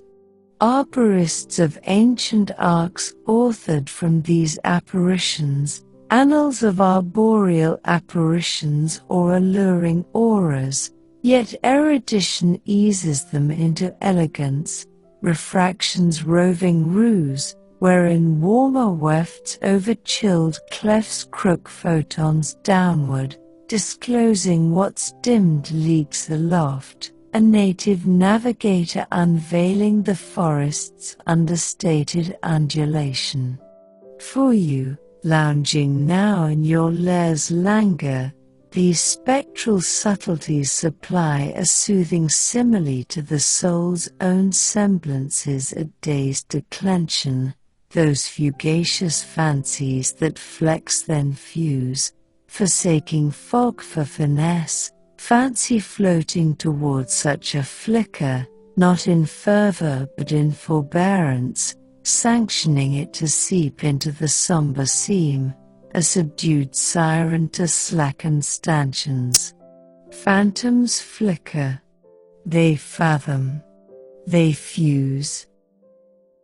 With these figments fading into the faithful fold, we favor our focus to the forest's finale song, those undersung undercurrents that undercut the underbrush with unassuming unison, dipping to draw draughts from the detritus, wrens with warbles like whims veiled by vine, voles vanishing on veiled vaulters for verses sans vista, virtuosi of the verge where verdure veils the vault. These embedded emigrants, equilibrated to the fold's foibles, follow fluxes flush with forage, their forays framing furtive furrows across the fen, finesses in their filigrees. How do they divine deal divots, like visceral vespers, or decode the detrital dialect through duff? In their poised provenance, they personify the profundity of proximity amid partitions, planing beneath the perches that provision them peripherally, a reminder that riddles raise rather than restrain, much as musing on them now raises the reverie toward tranquil tears, where tribulations transmute like transient tendrils from a twining thicket. Songs surge. They soar. They sustain. Yet even these embedded essences evoke the fold's fathomless, for their fare frequently filters from the fringes, flurrying foragers that frisk in frenzied frolics, arcs of alacrity and agility apprehending aura amid the ascent, a burst of bustle against the monotone mantle. These frolics, fueled by follicles, sensory sulci along their flanks, like lofty lashes latched to flux flurries, facilitate fens from forms below or frolicsome forays, their synchronized sarabands summoning the forest's unseen symphony, where grand gatum is but the grander gracious measures. In witnessing such whims, perhaps from phantom of a fenland foray or ferny fallow, feel the fraternal fervor framed by forbearance, the way the fold finesses without fanfare, inviting us to improvise in our intimate inflection, inhalations infusing as the narrative nests. Frolics frisk. They flare. They frame. As vespers veils velvet the verge, turning tips to tinctured twine, the forest's enfold yields one more yield, the subtle susurrus that stirs in stirred succulence, a muted murmur from mingled motes, subtle sap glow in the bark's quiet veins, those faint flickers kindled by the day's last light when swells stir the sap, like lanterns loosed from a lattice, trailing tint in the tailwind of tails or tendrils tilts. This soft shimmer, a benign beacon for biotic bond wrought from simple sugars and oxygen's gentle spark within the cells, transfigures twilight treks into milky meanders, an enigma earthed in enticement or evasion, yet universally unvexing in its oniric overtone, evoking fireflies in fallows or lunar leavings from a ledge's lean. Here, at the hem of hush, it hyperlinks grand gait and gracious grace, a lucent ligature that reassures, even as effulgence ebbs, essence endures, a musing marker marshalling toward the majestic mantras that mantle the hush, where vaster vigils vigil. Vigils vitalize. They trail. They ligature. And so, as the enfold intones its intimations in swells and songs, in grants and glows that enshroud the earth in ceaseless succor, the forest's final fold fades into the familiar hush, its vignettes a veiled voyage from threshold's tender tug to eternity's eternal echo, each layer a lullaby lacing the listener into night's nurturing nook. Feel now, as you drift in this imagined arbor, the bark's rough kiss on wind-warmed wrist, the horizon's haze blurring bow into boundless, every enigma a soft summons to surrender. Pause here, in this profound peace, and let the forest's hush hold you as surely as it holds the stars, not to shadow, but to the profound peace of being held in the hush's hand, where 95% unexplored invites not unease but endless ease, a vastness as comforting as the closed eye's calm curtain.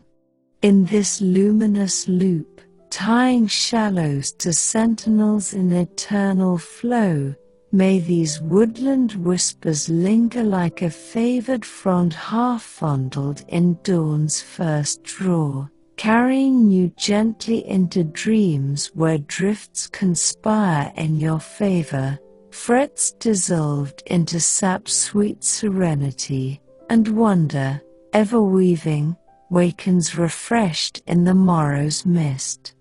As we began with the forest's breathing bastion, so we end in its boundless boughs, frets smoothed like stones on that shadowed strand. Rest now, cradled in the green's gracious guard, where every echo shared becomes a step toward that peaceful persistence, serene and spanning.